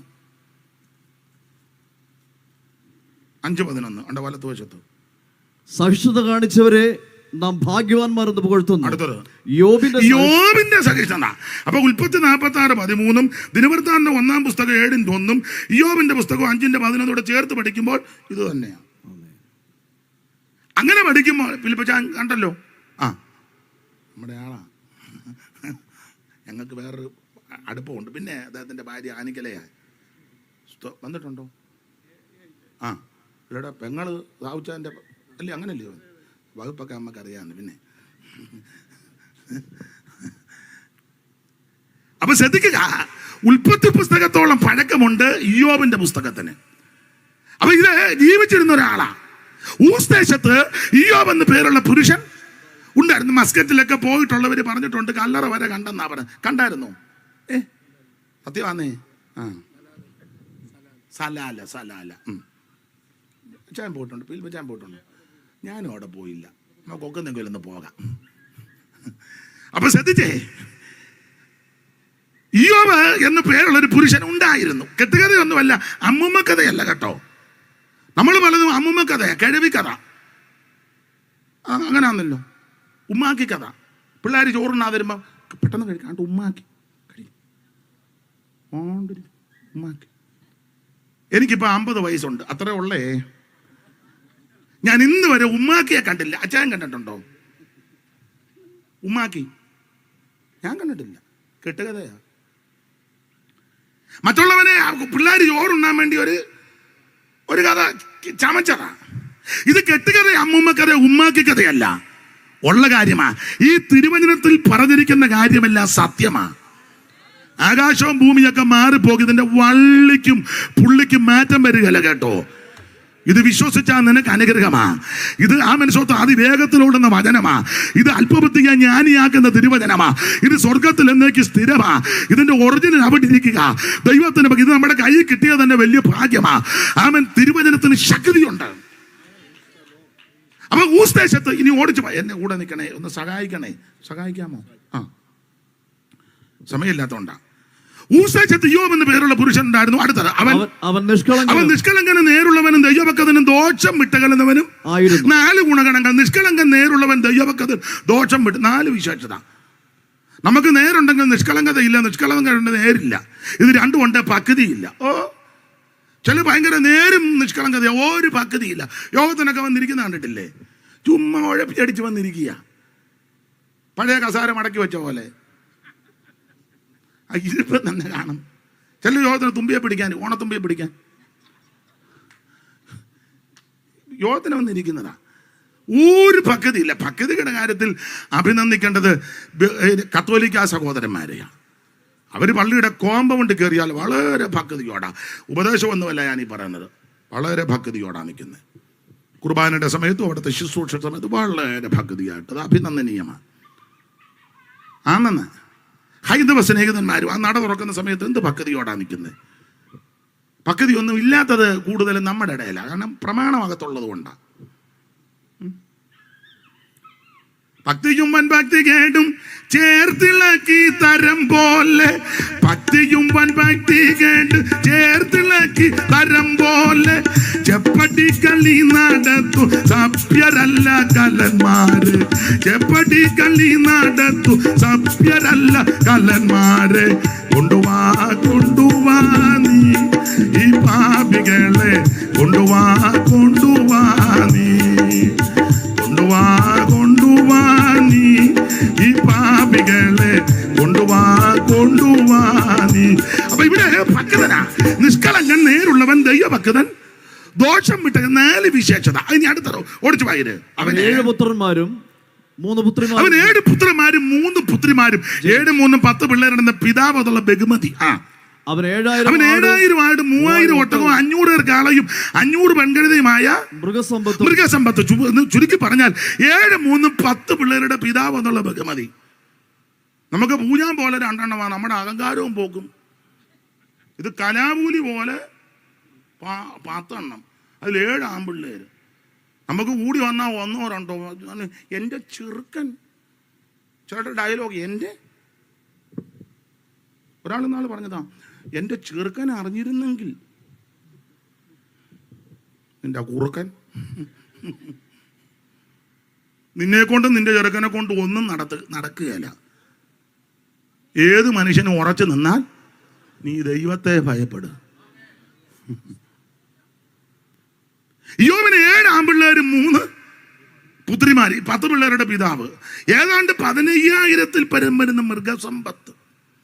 7000 ആട്, 3000 ഒട്ടകവും 500 ഏർ കാളയും 500 പെൺകഴുത. ഒരേർ കാള 2 500 × 2 1000 കാള. നമുക്ക് വെട്ടുവാനം വന്നൊരു കന്നാലി ഉണ്ട്, എന്തൊരു ഗമയാ. അത് വെട്ടുവാനമാ. 15 അന്നത്തെ മൃഗസമ്പത്ത് ആ സമ്പത്തിന് അതിൻ്റെ അടിസ്ഥാനത്തില്ല. പണ്ട് പുരാതന കാലത്ത് ഒരു മനുഷ്യൻ സമ്പന്നനാണെന്ന് വിലയിരുത്തുന്നത് കന്നാലിയെ നോക്കിയ. പഴയ കാലത്തൊക്കെ ആൾക്കാർ കല്യാണം ആലോചിക്കാൻ പോകുമ്പോൾ തുറുവാണ് നോക്കുന്നത് പറയുന്നു. തുറു ചിലപ്പോൾ കേട്ടിട്ടുണ്ട്. അയ്യോ 4 തുറു നല്ല പമ്പരം പോലെ. ഇന്നെങ്ങാനും തുറുവെള്ളം എടുത്തോട്ട് പെങ്കൊച്ചിനെ വിട്ടെ, എനിക്കൊന്നും കച്ചിയുടെ ഇടയിൽ കയറാൻ മേലെന്ന് പറയും. പണ്ട് കാലത്ത് സാമ്പത്തിക നിലവാരം നോക്കുന്നത് മൃഗത്തിന്റെ എണ്ണമാണ്. ഇന്നെങ്കാനും കന്നാലി ഉണ്ട്, പറയോ ഗതിയൊന്നുമില്ല, കന്നാലിയെ വെള്ളത്തിൽ ജീവിക്കുക. ഇന്നൊരുത്തൻ കാശുകാരനാണ് വിധിക്കുന്നത് എങ്ങനെയാണെന്നറിയോ?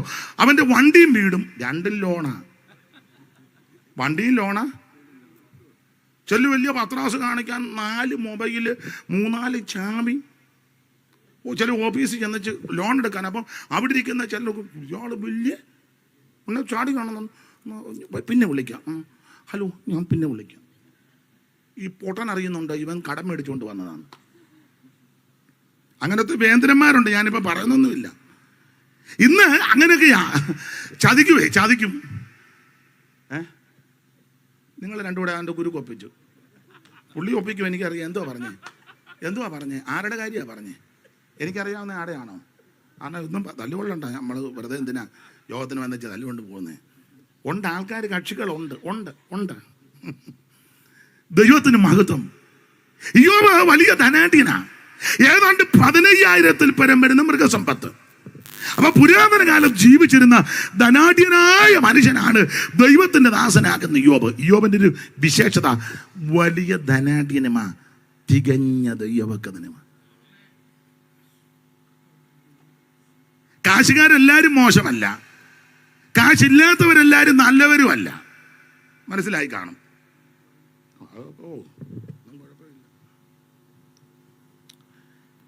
മനസ്സിലായല്ലോ?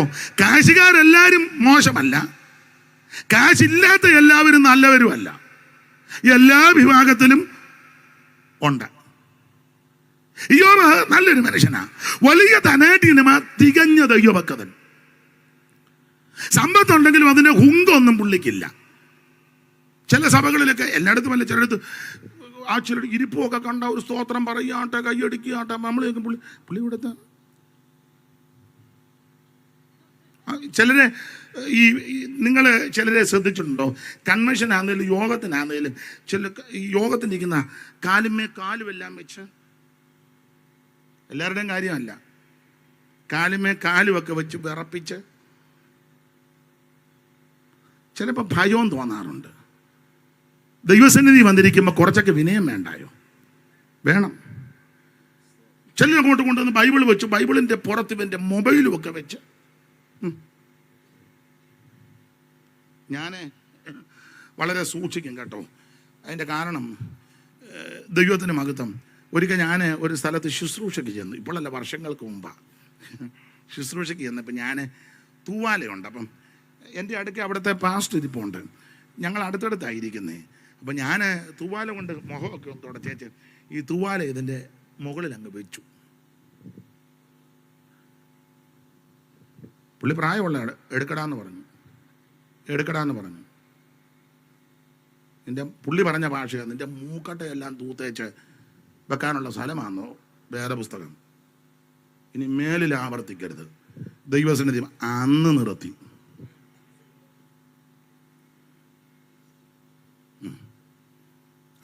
പിന്നെ ഞാൻ ശ്രദ്ധിക്കും, വളരെ ശ്രദ്ധിക്കും.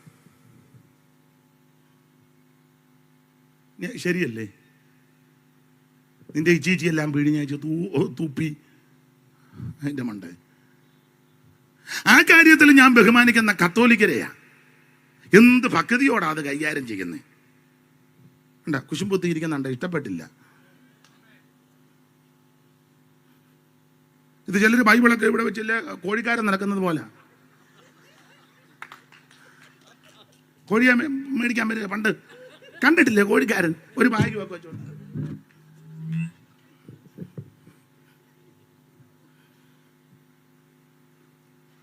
അത് നമുക്ക് ആ വിഷയം വിട്ടേക്കാം. ഇള് വലിയ ധനാഢ്യനുമാ, തികഞ്ഞ ദൈവഭക്തനുമാ എന്ന് പറഞ്ഞാൽ നിന്റെ സമ്പത്തും നിന്റെ പ്രൗഢിയും പത്രാസും ഒന്നും നിന്നെ അങ്ങ് കൊണ്ടുപോകത്തില്ല. ഭക്തിയോടെ ദൈവത്തെ ഭജിക്കണം. നിന്റെ കയ്യിൽ ഇപ്പൊ ഇച്ചിരി കാശുണ്ട്, എൻ്റെ തങ്കമ്മേ, ഒരു പനിക്കതില്ല. ഒരു നല്ല പനി വന്ന ഇല്ല, ആശുപത്രിയോട്ട് ചെന്ന് മുഴുവൻ പരിശോധനയില്ല, ചുമ്മാ നിൽക്കുന്നത് പരിശോധിച്ചു പോയി. അപ്പം അവൻ പറഞ്ഞു, ഞാൻ പുള്ളിയുടെ കൂടെ വന്നതാ. കുഴപ്പമില്ല, പരിശോധിച്ചു. ഞാൻ കൂടെ, അതൊന്നും ഇവിടെ പറഞ്ഞ എന്തൊരു അക്രമമാണ്. ഇത് ബിസിനസ്സാ. അല്ലേ നമ്മളിന്ന് പരിശോധിക്കുമ്പോൾ എന്ത് ഡോക്ടർ എന്നാ പറഞ്ഞു? അയ്യോ, ഡോക്ടർ പറഞ്ഞു എങ്ങനെ ജീവിച്ചിരിക്കുന്നെന്ന്. ആണോ? പിന്നെ ഡോക്ടർ അന്തം വിട്ടുപോയി. അമ്മാമ്മ എങ്ങനെ ഇങ്ങനെ? എടി പൊട്ടി, ദൈവം നിനക്ക് ആയുസ് തന്നതാ. സ്വർഗത്തിലെ ദൈവം നിനക്ക് ആയുസ് തന്നതാ. നീ ദൈവത്തിന് മഹത്വം കൊടുക്ക. അതികളൊഴിച്ചെന്നെ കാക്കുന്നവൻ ഭക്ഷണാദികൾ തന്നു നിത്യം പോറ്റുന്നവൻ. അതികളൊഴിച്ചെന്നെ കാക്കുന്നവൻ ഭക്ഷണാദികൾ തന്നു നിത്യം പോറ്റുന്നവൻ. നിധി വഴിയിലെന്നെ നടത്തിക്കൊണ്ടു വരുന്നവൻ.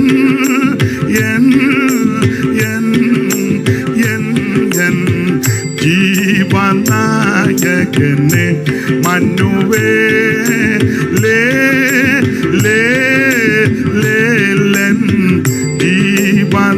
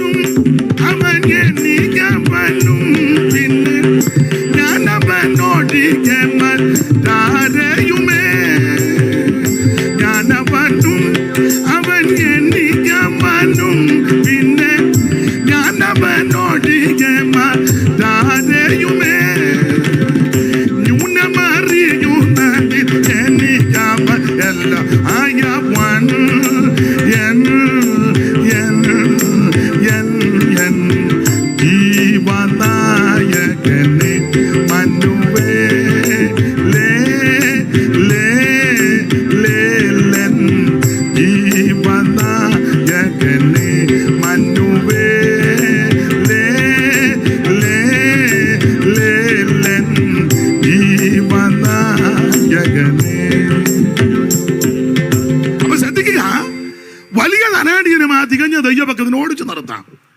പരമഭക്തനായിട്ട് ജീവിക്കുക. യോബിന്റെ ഒരു വിശേഷത, പിള്ളേരുടെ എണ്ണത്തിനൊത്ത് യാഗം കഴിക്കും. എണ്ണത്തിനൊത്ത് പിള്ളേരുടെ പേര് പറഞ്ഞ യാഗം കഴിക്കുന്നേ. ഞാൻ കർത്തദാസന്മാരോടും പറയാം, സഭയിലെ വിശ്വാസികളുടെ എല്ലാം പേര് പറഞ്ഞ് സ്തോത്രം ചെയ്യണം. അല്ല കാടടച്ച് വെടിവെച്ചാലൊന്നും താവേ സഭയിലുള്ള എല്ലാവരെയും അങ്ങോട്ട് ഏൽപ്പിക്കുന്നു. അങ്ങോട്ട് കാടടച്ച് വെടി അങ്ങനൊന്നും അല്ല. ഞാൻ നിങ്ങൾ അവരുടെ സ്വോത്ര കാഴ്ച മേടിക്കുന്നുണ്ടെങ്കിൽ പേര് പറഞ്ഞ് പ്രാർത്ഥിക്കണം.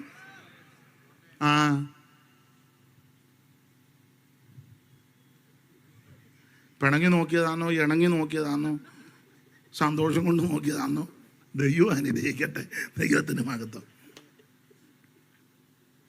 വലിയ മെഗാ ചർച്ച്.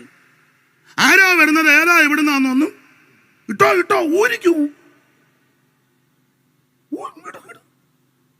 ഉള്ള പെണ്ണുങ്ങളെ എല്ലാം കമ്മലും മാലയും എല്ലാം മേടിച്ച് സ്തോത്രകാഴ്ച എല്ലാം മേടിച്ചു. നീയും നിന്റെ എടാ പേര് പറഞ്ഞ് പ്രാർത്ഥിക്കണം. പ്രാർത്ഥിക്കണം. മിണ്ടുന്നില്ലല്ലോ. ഒരു സംഭവം കേട്ടതാ. ഒരു സഭയുടെ മെയിൻ ആളൊരു ഹോട്ടലിൽ കയറി. അപ്പം വേറെ ഒരു ഫാമിലി വന്നു. പ്രൈസിലോ രണ്ടുപേരും വർത്താനം പറഞ്ഞു. അപ്പം എവിടാ വീട്? ഇന്നടത്താ വീട്. ഏത് സഭയിലാണ് കൂടുന്നത്? പാസ്വയുടെ സഭയിലാന്ന്.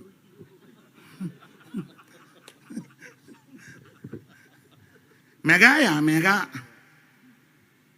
എത്ര നാളുമുണ്ട്? 4 കൊല്ലമായിട്ട്. വല്ലതും മനസ്സിലാകുന്നുണ്ടോ? കണക്ക് കൊടുക്കേണ്ടവരാ. വലിയ മെഗായൊക്കെ അങ്ങ് നിർത്തിയേച്ചേ. മെഗാ ചെറുതാക്ക്, ഓരോരുത്തരെ ഏൽപ്പിക്കും. ദൈവത്തിന് മഹത്വം. പറഞ്ഞാൽ ഒന്നും ആരും ഒന്നും അംഗീകരിക്കുകയല്ല. എണ്ണത്തിനൊത്ത് ആ കാര്യത്തിൽ ഞാൻ ഇത് പറയുന്ന എല്ലാവർക്കും ഇഷ്ടമല്ല. ആ കാര്യത്തിൽ അങ്ങേയറ്റം ബഹുമാനിക്കുന്ന TPM-കാരെയാ. നിങ്ങളൊന്ന് പോ. എല്ലാ ദിവസവും വെളുപ്പിനെ 4 മണിക്ക് എഴുന്നേറ്റ് ഞാൻ അനുഭവസ്ഥനാണ്. ആദ്യം അവരുടെ ലോക്കലിലുള്ള എല്ലാ കുടുംബങ്ങളുടെയും പേര് പറഞ്ഞ് സ്വോത്രം ചെയ്യും. അത് കഴിഞ്ഞ് ആ സെൻറ്ററിലുള്ള സകല ലോക്കൽ സഭകളും വേലക്കാരുടെയും പേര് പറഞ്ഞ് സ്വോത്രം ചെയ്യും. അത് കഴിഞ്ഞ് നേരെ പിടിക്കും. ഒരറ്റം മുതലാ പിടി. 3 മണിക്കൂറൊക്കെ ആ സ്വോത്ര പ്രാർത്ഥന രാവിലെ. എൻ്റെ അമ്മായിയുടെ അമ്മ TPM കാരിയായിരുന്നു, മരിച്ചു പോയി. നല്ലൊരമ്മയാണ്, നല്ല മിടുക്കി. അപ്പം ഞാൻ രക്ഷിക്കപ്പെട്ട സമയത്ത് അമ്മച്ചിയും പെന്തിക്കോസിലാണ്. അപ്പം ഞാൻ അവിടെ ചെന്നു.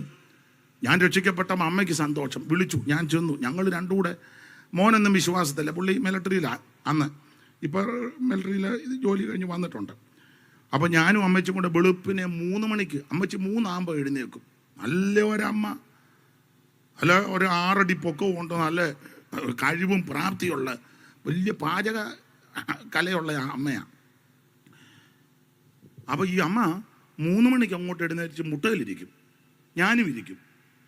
ദൈവമേ, അവരുടെ ലോക്കൽ സഭയിലെ മുഴുവൻ ആൾക്കാരുടെയും പേര് പറഞ്ഞ് സ്വോത്രം ചെയ്യും.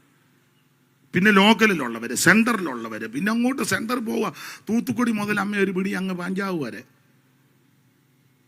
എല്ലാ 3 മണിക്കൂർ. വല്ലപ്പോഴും അല്ല, എന്നും. നിങ്ങളെ ചെല്ലു പറയാം, TPM-ലെ സഭ എന്തോ വൃത്തിയായിട്ട് അവർ എന്തുവാ അയ്യോ, അവർക്ക് ബുദ്ധിമുട്ടില്ല. ഞാൻ എന്നെയും കൂടെ പ്രതിയാക്കി പറയാം. സെൻറ്ററിൽ 3 മണിക്ക് വെളുപ്പിനെ എഴുന്നേറ്റ് സ്വോത്ര പ്രാർത്ഥന. ലോക്കൽ സഭയിലെ ഉപദേശിയും കുടുംബവും 4:30. കുടുംബം എന്ന് പറഞ്ഞാൽ മദറും സിസ്റ്റേഴ്സും കൊച്ചു വേലക്കാരും അവിടെയുള്ള ശുശ്രൂഷകരും. ലോക്കലിൽ ആളിൻ്റെ വലിപ്പവും കൂട്ടം അനുസരിച്ചാണ് എഴുന്നേക്കുന്ന നേരത്തെ. സെൻറ്ററിൽ എന്നോട് ആൾ പറഞ്ഞ് 3-3 എഴുന്നേക്കുമെന്ന്. കാരണം സെൻറ്ററിലുള്ള എല്ലാവരുടെയും പേര് പറഞ്ഞ് ആ സ്വോത്രം ചെയ്യണ്ടേ. അത് 3 മണിക്കൂർ. അതെങ്ങനാ? ലോകത്തിൽ എവിടെല്ലാം TPM ഉണ്ടോ അവരെല്ലാം ആ സമയത്ത് ഇരിക്കുക. വേല വളരാതിരിക്കുമോ? എന്നെ എല്ലാവർക്കും ഒരു പ്രസംഗം നിർത്താം, അല്ലയോ? ഇങ്ങനെയാന്നേ നിർത്തുന്നതാ.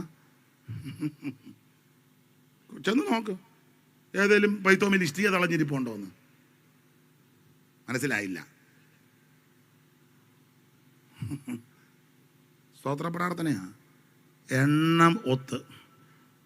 ആ ഭാഗം വിട്ടേക്കാം. ഇപ്പം ഇന്നാളൊരാൾ പറഞ്ഞു, ഇയാൾ ഇങ്ങനെ TPM ആണ്, ഇയാൾക്ക് അങ്ങോട്ട് അങ്ങ് പോകാൻ മേലായിരുന്നു. എടാ, കള്ളി എന്ന് വിളിക്കുമ്പോൾ തീട്ടം കള്ളി എന്ന് വിളിക്കരുത്. അത് ജയിക്കാൻ വേണ്ടി തീട്ടം ആരെങ്കിലും കാക്കുവോ? പിന്നെ ജയിക്കാൻ വേണ്ടി കാര്യം പറയുമ്പോൾ അംഗീകരിക്കണം. അത് ന്യായവിസ്താരത്തിൽ മുഖം നോക്കരുത്. വലിയവൻ്റെ കാര്യവും ചെറിയവൻ്റെ കാര്യവും അതിന് സഭയൊന്നും നോക്കരുത്. കാര്യം പറയുമ്പോൾ നിഷ്പക്ഷമായിട്ട് പറയണം. ഇഷ്ടമുണ്ട്. പണ്ട് 2 പേര് കടങ്കഥ അങ്ങനെ അങ്ങോട്ടും ഇങ്ങോട്ടും പറഞ്ഞു ജയിക്കാം. കടങ്കഥ കേട്ടില്ലേ? ഒരാൾ പറഞ്ഞു ഞെട്ടില്ല വട്ടയില, പിന്നെ അവിടെ നിന്ന് പപ്പടം, പിന്നെ ഇവിടുന്ന് ഉടുപ്പൂരി കിണറ്റി ചാടി, പഴം ഇട്ടാ പൊട്ടും, ഇംഗ്ലീഷ് മുട്ട. മറ്റേ പുള്ളി പറഞ്ഞ് ഒരാൾക്ക് പിന്നെ കിട്ടുന്നില്ല കടങ്കഥ. അപ്പം പണ്ട് കാലത്താ കടങ്കഥ കിട്ടാൻ നമ്മൾ പുള്ളി ഉടനെ ലാസ്റ്റ് മണ്ണെണ്ണ തീരുമ്പം വിളക്ക് കെടും. അതിനെന്നാ മറുപടി? ഈ വിളക്കം വെട്ടത്തിരുന്നാ കടങ്കഥ പറയുന്നത്. അപ്പോൾ പുള്ളി നോക്കിയിട്ട് പിന്നെ ഒരു കടങ്കഥയില്ല, വിളക്ക് കെടാറാണ്. മണ്ണെണ്ണ തീരുമ്പം വിളക്ക് കെടും. അതിനെന്നാ മറുപടി പറ? 2ഉം പുള്ളി പറഞ്ഞു. മറ്റേ പുള്ളി നോക്കിയിട്ടൊന്നും അതിന് മറുപടി. അപ്പൊ ഈ കാര്യം പറയുമ്പോൾ നിഷ്പക്ഷമായിട്ട് പറയണം. നമ്മുടെ വിഷയത്തിൽ വന്ന് നിർത്താം. എണ്ണത്തിനൊത്ത് പിള്ളേരുടെ പേര് പറഞ്ഞു പരമഭക്തനായിട്ട് ജീവിക്കുക. ഓടിച്ചു പറയാ, അങ്ങനെ ജീവിക്കുന്ന യോബ് ഒരിക്കൽ ഭക്തിയോടെ പരമാർത്ഥതയോടെ ദൈവത്തെ സേവിക്കുക. ഒരിക്കൽ ദൈവപുത്രന്മാരെല്ലാം യഹോവയുടെ സന്നിധിയിൽ നിൽപ്പാൻ ചെന്നു. ആ കൂട്ടത്തിൽ സാത്താനും ചെന്നു. അപ്പൊ അന്ന് ദൈവത്തിന്റെ സഭ കൂടി. ദൈവസഭ ഇടയ്ക്കിടയ്ക്ക് കൂടും. ഉൽപ്പത്തി പുസ്തകമൊക്കെ പഠിക്കുമ്പോൾ കൂടി പണി നടത്തിക്കൊണ്ടിരിക്കുന്ന ആകാശം മുട്ട എന്നാന്ന് ചോദിച്ചു. ഭാഷ കലക്കിയാക്കാൻ കൂടി പറഞ്ഞതാ. ഇന്നലെ പറഞ്ഞ പോലെ രാമോത്തിലെ ശമരിയിലെ രാമോത്തിൽ ആകാവ് പട്ടു പോകണം, എന്നെ മാർഗം സഭ കൂടി. അങ്ങനെ ഇങ്ങനെ പറഞ്ഞപ്പോൾ ഒരാത്മാവ് പറഞ്ഞു ഞാൻ പോകാമെന്ന് പറഞ്ഞു. സഭ കൂടും. യശയ്യാപ്രവചനം ചേർത്ത് 6 നമുക്ക് വേണ്ടി പോകും. സഭ കൂടി പറഞ്ഞതാ. ഇടയ്ക്കിടയ്ക്ക് കൂടും. ഇങ്ങനെ സഭ കൂടി ദൈവപുത്രന്മാർ ചെന്നു, സാത്താനും ചെന്നു. അപ്പൊ ദൈവപുത്രന്മാര് ഇയ്യോബിനെ പറ്റി നല്ല സാക്ഷ്യമൊക്കെ പറഞ്ഞു. ഭക്തനാ, വിശ്വസ്തനാ, നല്ല മനുഷ്യനാ, കാശുണ്ടെങ്കിലും അതിന്റെ ഹുങ്കും തണ്ടുവൊന്നും പുള്ളിക്ക് ഇല്ല, പ്രാർത്ഥിക്കുന്നവനാ, നന്നാ രാവിലെ എഴുന്നേക്കും. ഇതെല്ലാം കേട്ടുകൊണ്ട് സാത്താൻ നിന്നിച്ച് പറയാ, കൊള്ളാം, അവനിങ്ങനെ പ്രാർത്ഥിച്ച് ആരാധിച്ച് നിൽക്കുന്ന പക്വതി ഉണ്ടായിട്ടല്ല, പിന്നെന്നാ ഇവിടെ അവന് ഇഷ്ടം പോലെ സ്വത്തുള്ളത് കൊണ്ടാണ്. 10,000-15,000 മൃഗസമ്പത്തും അതിൻ്റെ കാര്യങ്ങളൊക്കെ ഉള്ളത് കൊണ്ട് അവനിങ്ങനെ ഓടിച്ച് പറയാം. അപ്പം ദൈവം തമ്പുരാൻ സാത്താനോട് പറഞ്ഞു, അങ്ങനെയാണെങ്കിൽ പിശാചേ, ഇതാ ഇയ്യോബിനുള്ളതെല്ലാം നിന്റെ കയ്യിലോട്ട് തരിക, പക്ഷേ അവനെ തൊട്ടേക്കരുത്, സകലത്തിൻ്റെ അധികാരി കർത്താവാ. ഇയ്യോബിനുള്ളതെല്ലാം നിന്റെ കയ്യിൽ തരിക, പക്ഷെ അവനുള്ളതെല്ലാം തരിക, പക്ഷെ അവനെ, എന്റെ പ്രിയരെ, കർത്താവ് അനുവദിക്കാതെ ഒരുത്തനും നിന്നെ തൊടുകയല്ല, ഒരുത്തൻ നിന്നെ തൊടുകയല്ല. കാരണം സകലത്തിന്റെ അധികാരി നമ്മുടെ കർത്താവാ. കർത്താവ് പറഞ്ഞ ഇയ്യോബിനുള്ള മുഴുവൻ നിനക്ക് തരിക, പക്ഷെ അവനെ തൊടരുത്. എന്റെ ചിന്ത, സാത്താൻ ഇത് കേട്ട് വലിയ സന്തോഷമായി. ആട്ടെ, ഇയ്യോബിനെ തൊട്ടില്ലെങ്കിലും അവനുള്ളതെല്ലാം ഒന്ന് തൊടാമല്ലോ. അങ്ങനെ സാത്താൻ സന്തോഷിച്ച് പുറപ്പെട്ടുവെന്ന് ഇയ്യോബിനുള്ളതെല്ലാം തൊട്ടു ഓടിച്ചു പോകാം. 1:13 മുതൽ വായിച്ചേ, എല്ലാ ഭാഗം പറയാൻ നേരമില്ല. ഒരു ദിവസം ഇയ്യോബിന്റെ പുത്രന്മാരും പുത്രിമാരും മൂത്ത ചേട്ടന്റെ വീട്ടിൽ തിന്നുകയും മീഞ്ഞു കുടിക്കുകയും ചെയ്തുകൊണ്ടിരുന്നു. പെട്ടെന്ന് ഒരു ദൂതൻ അവന്റെ അടുക്ക വന്ന് കാളകളെ പൂട്ടുകയും പെൺകഴുതുകൾ അരികെ മേഞ്ഞുകൊണ്ടിരുന്നു. പെട്ടെന്ന് ശബായർ വന്നവയെ പിടിച്ചുകൊണ്ടുപോയി വേലക്കാരെ വാളിന്റെ വായ്ത്തലയ്ക്ക് വെട്ടിക്കൊന്നു. വിവരം നിന്നെ അറിയിപ്പാൻ ഞാനൊരുത്തം മാത്രം മടുതി പോർന്നു. ഇത് പറഞ്ഞുകൊണ്ടിരിക്കുമ്പോൾ വേറൊരുത്തം വന്നവായിര്. അവൻ സംസാരിച്ചു കൊണ്ടിരിക്കുമ്പോൾ തന്നെ വേറൊരുത്തൻ വന്നു. ദൈവത്തിന്റെ ഈ ആകാശത്തിന് വീണ് കത്തി വേലക്കാരും ബാലിക്കാരും എല്ലാം ഇരയായി തുറന്നു. വിവരം തന്നെ അറിയിപ്പാൻ ഞാനൊരുത്തം മാത്രം വഴുതി പോന്നു. ഇത് പറഞ്ഞോണ്ടിരിക്കുമ്പോൾ വേറൊരുത്തം എന്ന് വായിക്കേ. അവൻ സംസാരിച്ചു കൊണ്ടിരിക്കുമ്പോൾ തന്നെ മറ്റൊരുത്തൻ വന്നു. പെട്ടെന്ന് കൽദേർ 3 കൂട്ടമായി വന്ന് ഒട്ടകങ്ങളെ പിടിച്ചുകൊണ്ടു പോകുകയും വേലക്കാരെ വാളിന്റെ വായ്ത്തലയ്ക്ക് വെട്ടിക്കൊന്നു. വിവരം നിന്നെ അറിയിപ്പാൻ ഞാനൊരുത്തം മാത്രം വഴുതി പോന്നു. ഇത് പറഞ്ഞപ്പോൾ വേറൊരുത്തം എന്ന് വായിരേ. അവൻ സംസാരിച്ചു കൊണ്ടിരിക്കുമ്പോൾ മറ്റൊരുത്തൻ വന്നു. നിന്റെ പുത്രന്മാരും പുത്രിമാരും മൂത്ത ചേട്ടന്റെ വീട്ടിൽ തിന്നുകയും മീഞ്ഞു കുടിക്കുകയും ചെയ്തുകൊണ്ട് പെട്ടെന്ന് മരുഭൂമി എന്നൊരു കൊടുക്കാറ്റ് വന്ന് പെരയുടെ മൂലയ്ക്ക് അടിച്ചു. പെരയെല്ലാം കൂടെ കൊച്ചുങ്ങളുടെ പുറത്ത് വീണ് കൊച്ചുങ്ങളെ ചത്തന്ന്. അങ്ങനല്ലേ? കൊച്ചുങ്ങളെന്നല്ല, ഞാനങ്ങ് പറഞ്ഞു. ആയിക്കോട്ടെ, അധികാരി കർത്താവാ. കർത്താവ് അറിയാതെ നിനക്കൊന്നും വരികയല്ല. സാത്താൻ വന്ന് സന്തോഷിച്ചു വന്ന് ഇയ്യോബിനുള്ളതെല്ലാം തൊട്ടു എന്ന് പറഞ്ഞാൽ 15,000-ൽ പരം വരുന്ന മൃഗസമ്പത്ത് അങ്ങ്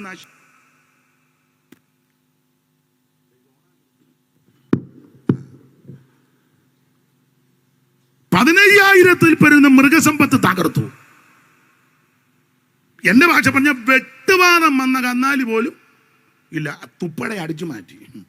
മാത്രമാണോ, പിള്ളേരെല്ലാം കൂടെ മൂത്ത ചേട്ടന്റെ വീട്ടിൽ തിന്നു കുടിച്ചിരിക്കും. എനിക്കൊരു സന്തോഷം, പിള്ളേരോട് ഐക്യതയുള്ള പിള്ളേരാ.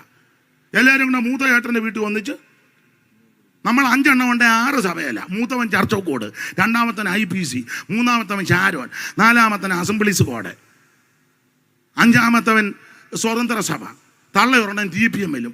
ഒരെണ്ണം തമ്മിൽ യോജിപ്പില്ല. എല്ലാവരുടെയും കാര്യമല്ല. ഇവിടെ യോഗം വെച്ചാൽ അങ്ങോട്ട് പോകുകയില്ല, അവിടെ വെച്ചാൽ ഇങ്ങോട്ട് വരികയില്ല. എന്നതാ ഇത് ക്രിസ്തീയ മാർഗമാണോ? നമ്മുടെ ദേശത്തൊരു കൺവെൻഷൻ വെക്കുമ്പോൾ ഉടനെ നമ്മൾ അപ്പുറം കൊണ്ട് ഉപവാസ പ്രാർത്ഥന വെക്കുക. കാരണം ഒരെണ്ണം അങ്ങോട്ട്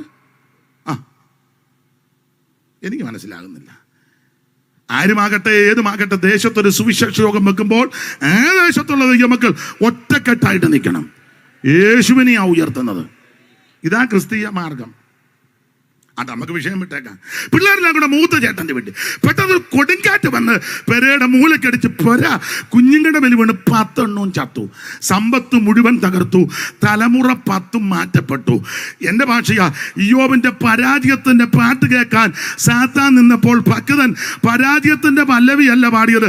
ഭക്തൻ പറയുകയാ, യഹോവ തന്നു, യഹോവ എടുത്തു, അവിടുത്തെ പൊന്നുനാമം വാഴ്ത്തപ്പെടുക എന്ന് പറഞ്ഞാൽ എൻ്റെ ദൈവം അറിയാതെ എനിക്കൊന്നും വരത്തില്ല. സ്വർഗത്തിനും ഭൂമിയിലും സകല അധികാരവും എൻ്റെ കർത്താവിനാ. എൻ്റെ കർത്താവ് അറിയാതെ ഒന്നും വരികയല്ല. ഇയ്യോബ് പരാജയത്തിന്റെ പല്ലവിയല്ല, സന്തോഷത്തോടെ. എൻ്റെ ഭാഷ പറഞ്ഞാൽ സാത്താൻ ലജ്ജിച്ചു, ഇളിപ്പിയനായി.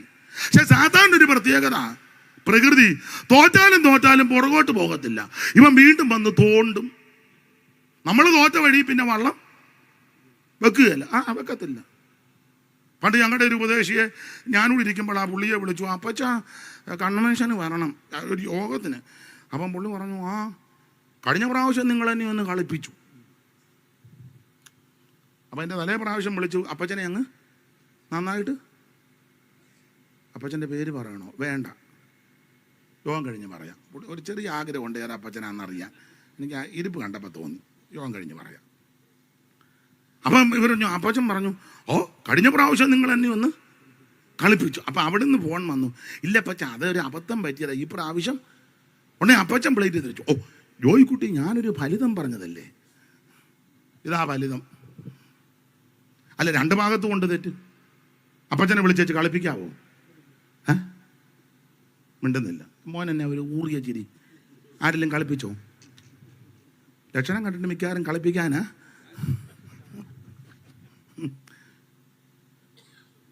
അതെ, അങ്ങനെയുള്ള കളിപ്പിക്കുന്ന വിദ്വാന്മാരൊത്തിരി ഇഷ്ടം പോലെ ഉണ്ട്. ഇഷ്ടം പോലെ വിളിപ്പിച്ചാൽ എത്ര വർഷമായി അറിയരുതോ, പേരൊന്നും പറയണ്ട.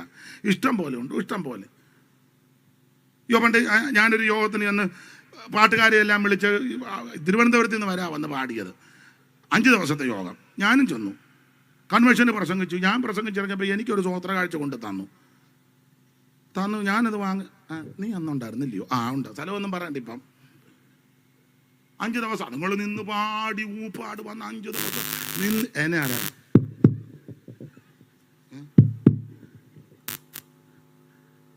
അപ്പൊ ചുരുക്കി പറഞ്ഞ പാടി കൺവെൻഷൻ കഴിഞ്ഞപ്പം മൈക്ക് സെറ്റുകാരനും പാട്ടുകാരനും എല്ലാം വിഷമിക്കുക. ഞാനപ്പോൾ സ്റ്റേജിൽ നിന്ന് വന്നപ്പം ഇറങ്ങി ഞാൻ വണ്ടിയെ കയറി ഇച്ചിരി ഇങ്ങോട്ട് മാറിയപ്പം വേണ്ടപ്പെടോ ഒരാൾ പറഞ്ഞു, അച്ഛൻ എവിടായി? ഞാൻ പറഞ്ഞു, ഞാൻ വീട്ടോട്ട് പോവുക, കഴിക്കാൻ പോകുന്നില്ല. എവിടാ? ഞാൻ പറഞ്ഞു, പോവുക, ഇങ്ങോട്ടൊന്ന് വന്നേ. ഞാനപ്പം ഇനി എന്നെ വലിയ അപകടം ഉണ്ടായി. എന്നതാ? അല്ല, ഇത് വലിയ അപകടമാണ്. തിരിച്ചു വന്നപ്പം ഇതുങ്ങളെല്ലാം കരഞ്ഞു നിൽക്കുക. ഞാൻ ചോദിച്ചു, എന്നാ? അച്ചായ വിളിച്ച പുള്ളിയെ വിളിച്ചിട്ട് ഫോണും എടുക്കുന്നില്ല, പുള്ളി അവരുടെ പക്ഷെ മുങ്ങി. അന്നേരം പറഞ്ഞു, ഇവന് കൊച്ചു പിള്ളേർ വരെയുള്ളത് അവനെ നോക്കിയിരിക്കുന്നതാ, മറ്റവനും അതുതന്നെ തത്തുല്യൻ. ഞങ്ങൾ എന്നാ ചെയ്യും? ഞാൻ പറഞ്ഞു, ഞാൻ എന്നാ ചെയ്യാനാ? പിന്നെ അതിൽ ഞാൻ ചോദിച്ചു, ഇതിലിപ്പം നിലവിലിപ്പം തീരെ ഗതികേടാർക്കാ? അപ്പോൾ ഒരുത്തൻ പറഞ്ഞു, എനിക്കാന്ന് പറഞ്ഞു. ഞാൻ 4 ദിവസമായി ഇവിടെ വന്ന് കിടക്കുക. ശരിക്കും ചാപ്പാട് പോലും പാട്ടുകാർ പറഞ്ഞതാ, ശരിക്കും ചാപ്പാട് ഒരു കട്ടം കൊടുത്തില്ല, വെള്ളം കൊടുത്തില്ല, ചാപ്പാട് കൊടുത്തില്ല, അങ്ങ് ശുശ്രൂഷയാ. അയ്യോ, അങ്ങനെയുള്ള ഒത്തിരി എണ്ണമുണ്ട്, ഒത്തിരി ഉണ്ട്.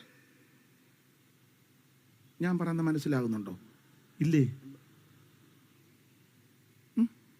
ഉണ്ട്, ഒത്തിരി ഉണ്ട്. ഞാൻ ചോദിച്ചു, ഇപ്പം നിങ്ങളിൽ ഈ ബുദ്ധിമുട്ട് കൂടുതൽ പ്രയാസം ഉള്ള നടക്കുക. അപ്പോൾ ഒരുത്തൻ പറഞ്ഞു, ഇവനാന്ന് പറഞ്ഞു. എന്നാ ഒരു കാര്യം, എനിക്ക് കിട്ടിയ സ്വോത്ര കാഴ്ച ഞാൻ എത്രയാണെന്ന് പോലും നോക്കിയില്ല, അതെടുത്ത് പറഞ്ഞാൽ നീ കൊണ്ടുപോകും, നീ പോവും. അവൻ അന്നേരം സ്ഥലം കാലിയാക്കി. അവന് മനസ്സിലായി നിന്നാ പിന്നെ പരുവക്കേടാന്ന്. കനസേ അവൻ പോയോ? അവനറിയാം ആരാന്ന്. ഞാൻ നിർമ്മിത കഥയൊന്നും പറഞ്ഞതല്ല. ഞാനൊരു കാര്യം പറയാം, നിങ്ങൾ യോജിച്ചാലും യോജിച്ചല്ലേ. ഈ പാട്ട് പാടാൻ വരുന്നവർ, ഇത് കൊട്ടാൻ വരുന്നവരും, ഇതൊക്കെ ചെയ്യുന്ന ഇവരെല്ലാം കുടുംബസ്ഥരാ. അതൊക്കെ കണക്കിലെടുക്കണം.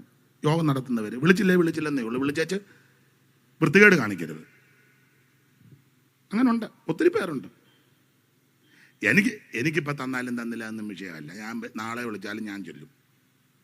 പേരൊന്നും പറഞ്ഞില്ല. ഒരുത്തനെ മിക്കപ്പോഴും വിളിക്കും, അവൻ കൊടുക്കുക. എന്നാലും ഞാൻ പോവും, നാളെയും പോവും. എൻ്റെ അനുഭവം എന്നാന്ന് ചോദിച്ചാൽ, ഇവിടെ തന്നില്ലെങ്കിൽ അടുത്തടുത്ത് ദൈവം ഒരുക്കി വെക്കും. പക്ഷേ വൃത്തികേട് കാണിക്കരുത്.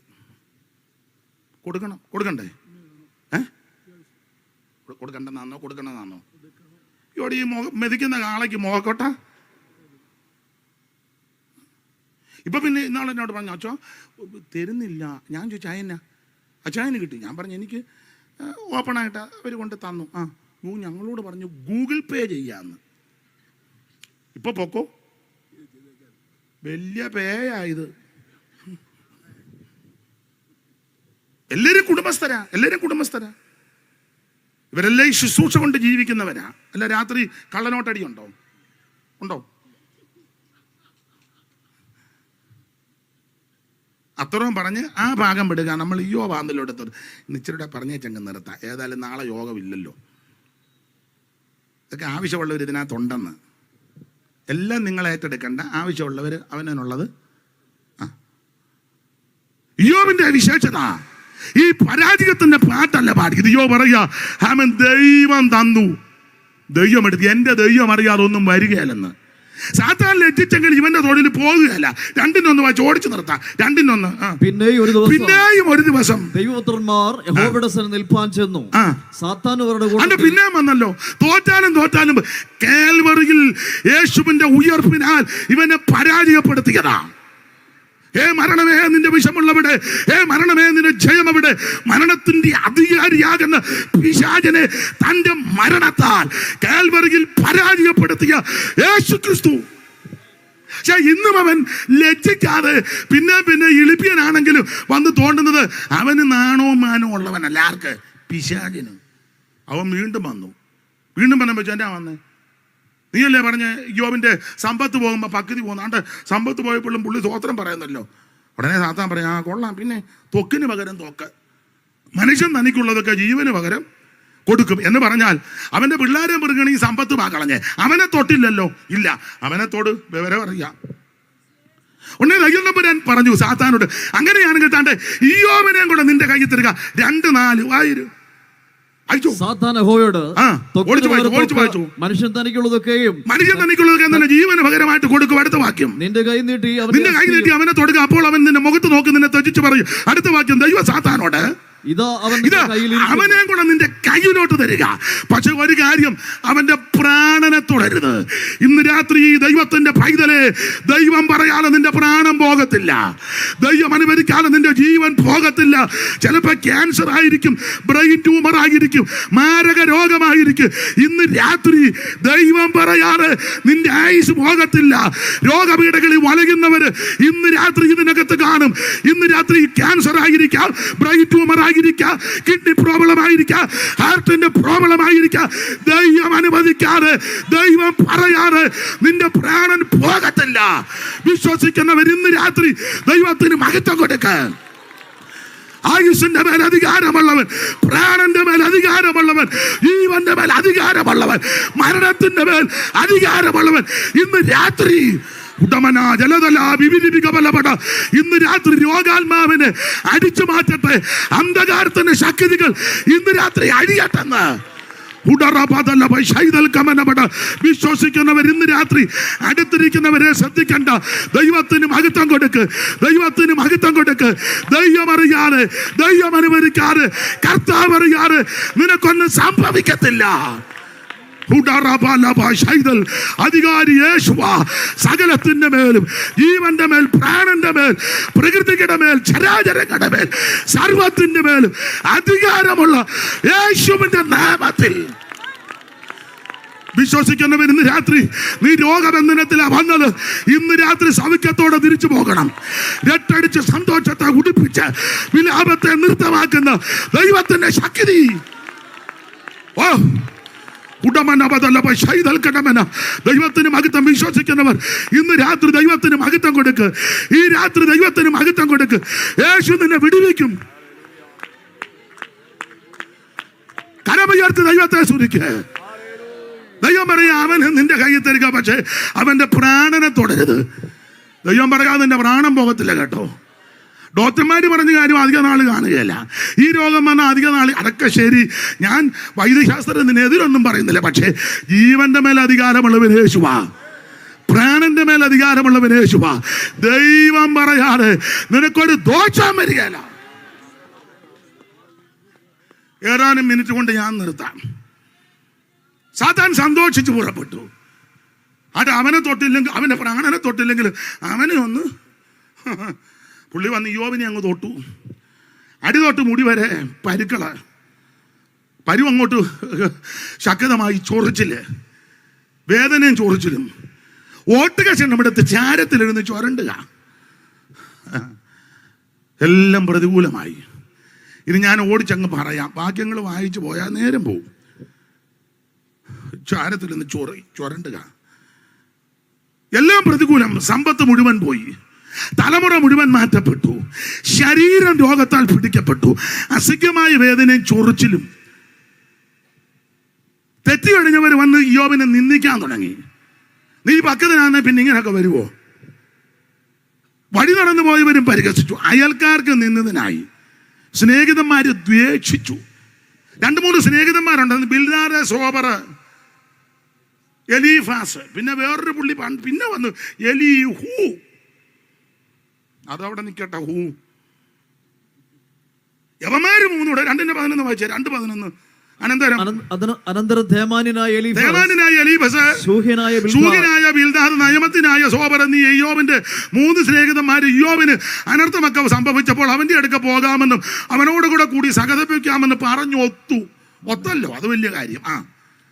അവർ അകലെ വെച്ച് നോക്കിയാൽ സഹതപിപ്പാനാ വന്നെങ്കിൽ, എന്റെ ഭാഷ പ്രാർത്ഥിക്കാനാ വന്നെങ്കിലും പാര വെച്ചേച്ചാ എല്ലാം പാരയാ. സ്നേഹിതന്മാരും ദ്വേഷിച്ചു, എല്ലാം പ്രതികൂലമാ. പക്ഷെ ഇയ്യോബിനൊന്നറിയാം, എൻ്റെ ദൈവം അറിയാതെ ഒന്നും വരികയില്ല. സമ്പത്ത് മുഴുവൻ പോയി, പിള്ളേര് മുഴുവൻ നഷ്ടപ്പെട്ടു, ശരീരം രോഗത്താൽ പിടിക്കപ്പെട്ടു, അസഖ്യമായ വേദനയും വല്ലാത്ത ചൊറിച്ചിലും. സ്നേഹിതന്മാരെ ദ്വേഷിച്ചു, തെറ്റി ഒഴിഞ്ഞവൻ പഴിച്ചു, അയലത്തുകാർക്ക് നിന്നതിനായി എല്ലാം പ്രതികൂലമാണ്. മാത്രമാണോ ഒടുവിൽ അമ്മാമ്മയും കാലുവാരി ഇല്ലേ? വായിച്ചു 2:9. അവന്റെ ഭാര്യ അവനോട്, നീ ഇനിയും നിന്റെ ഭക്തി മുറുകെ പിടിച്ചുകൊണ്ടിരിക്കുന്നു, ദൈവത്തെ ത്യജിച്ച് പറഞ്ഞ് മരിച്ചു കളക എന്ന് പറഞ്ഞു. ആ സഹോദരി അങ്ങനെ തീർത്ത് പറയുന്നില്ല, അത്രയും സഹിച്ചൊക്കെ നിന്നല്ലോ. അത് വലിയ കാര്യം. അവളും കാര്യമായി.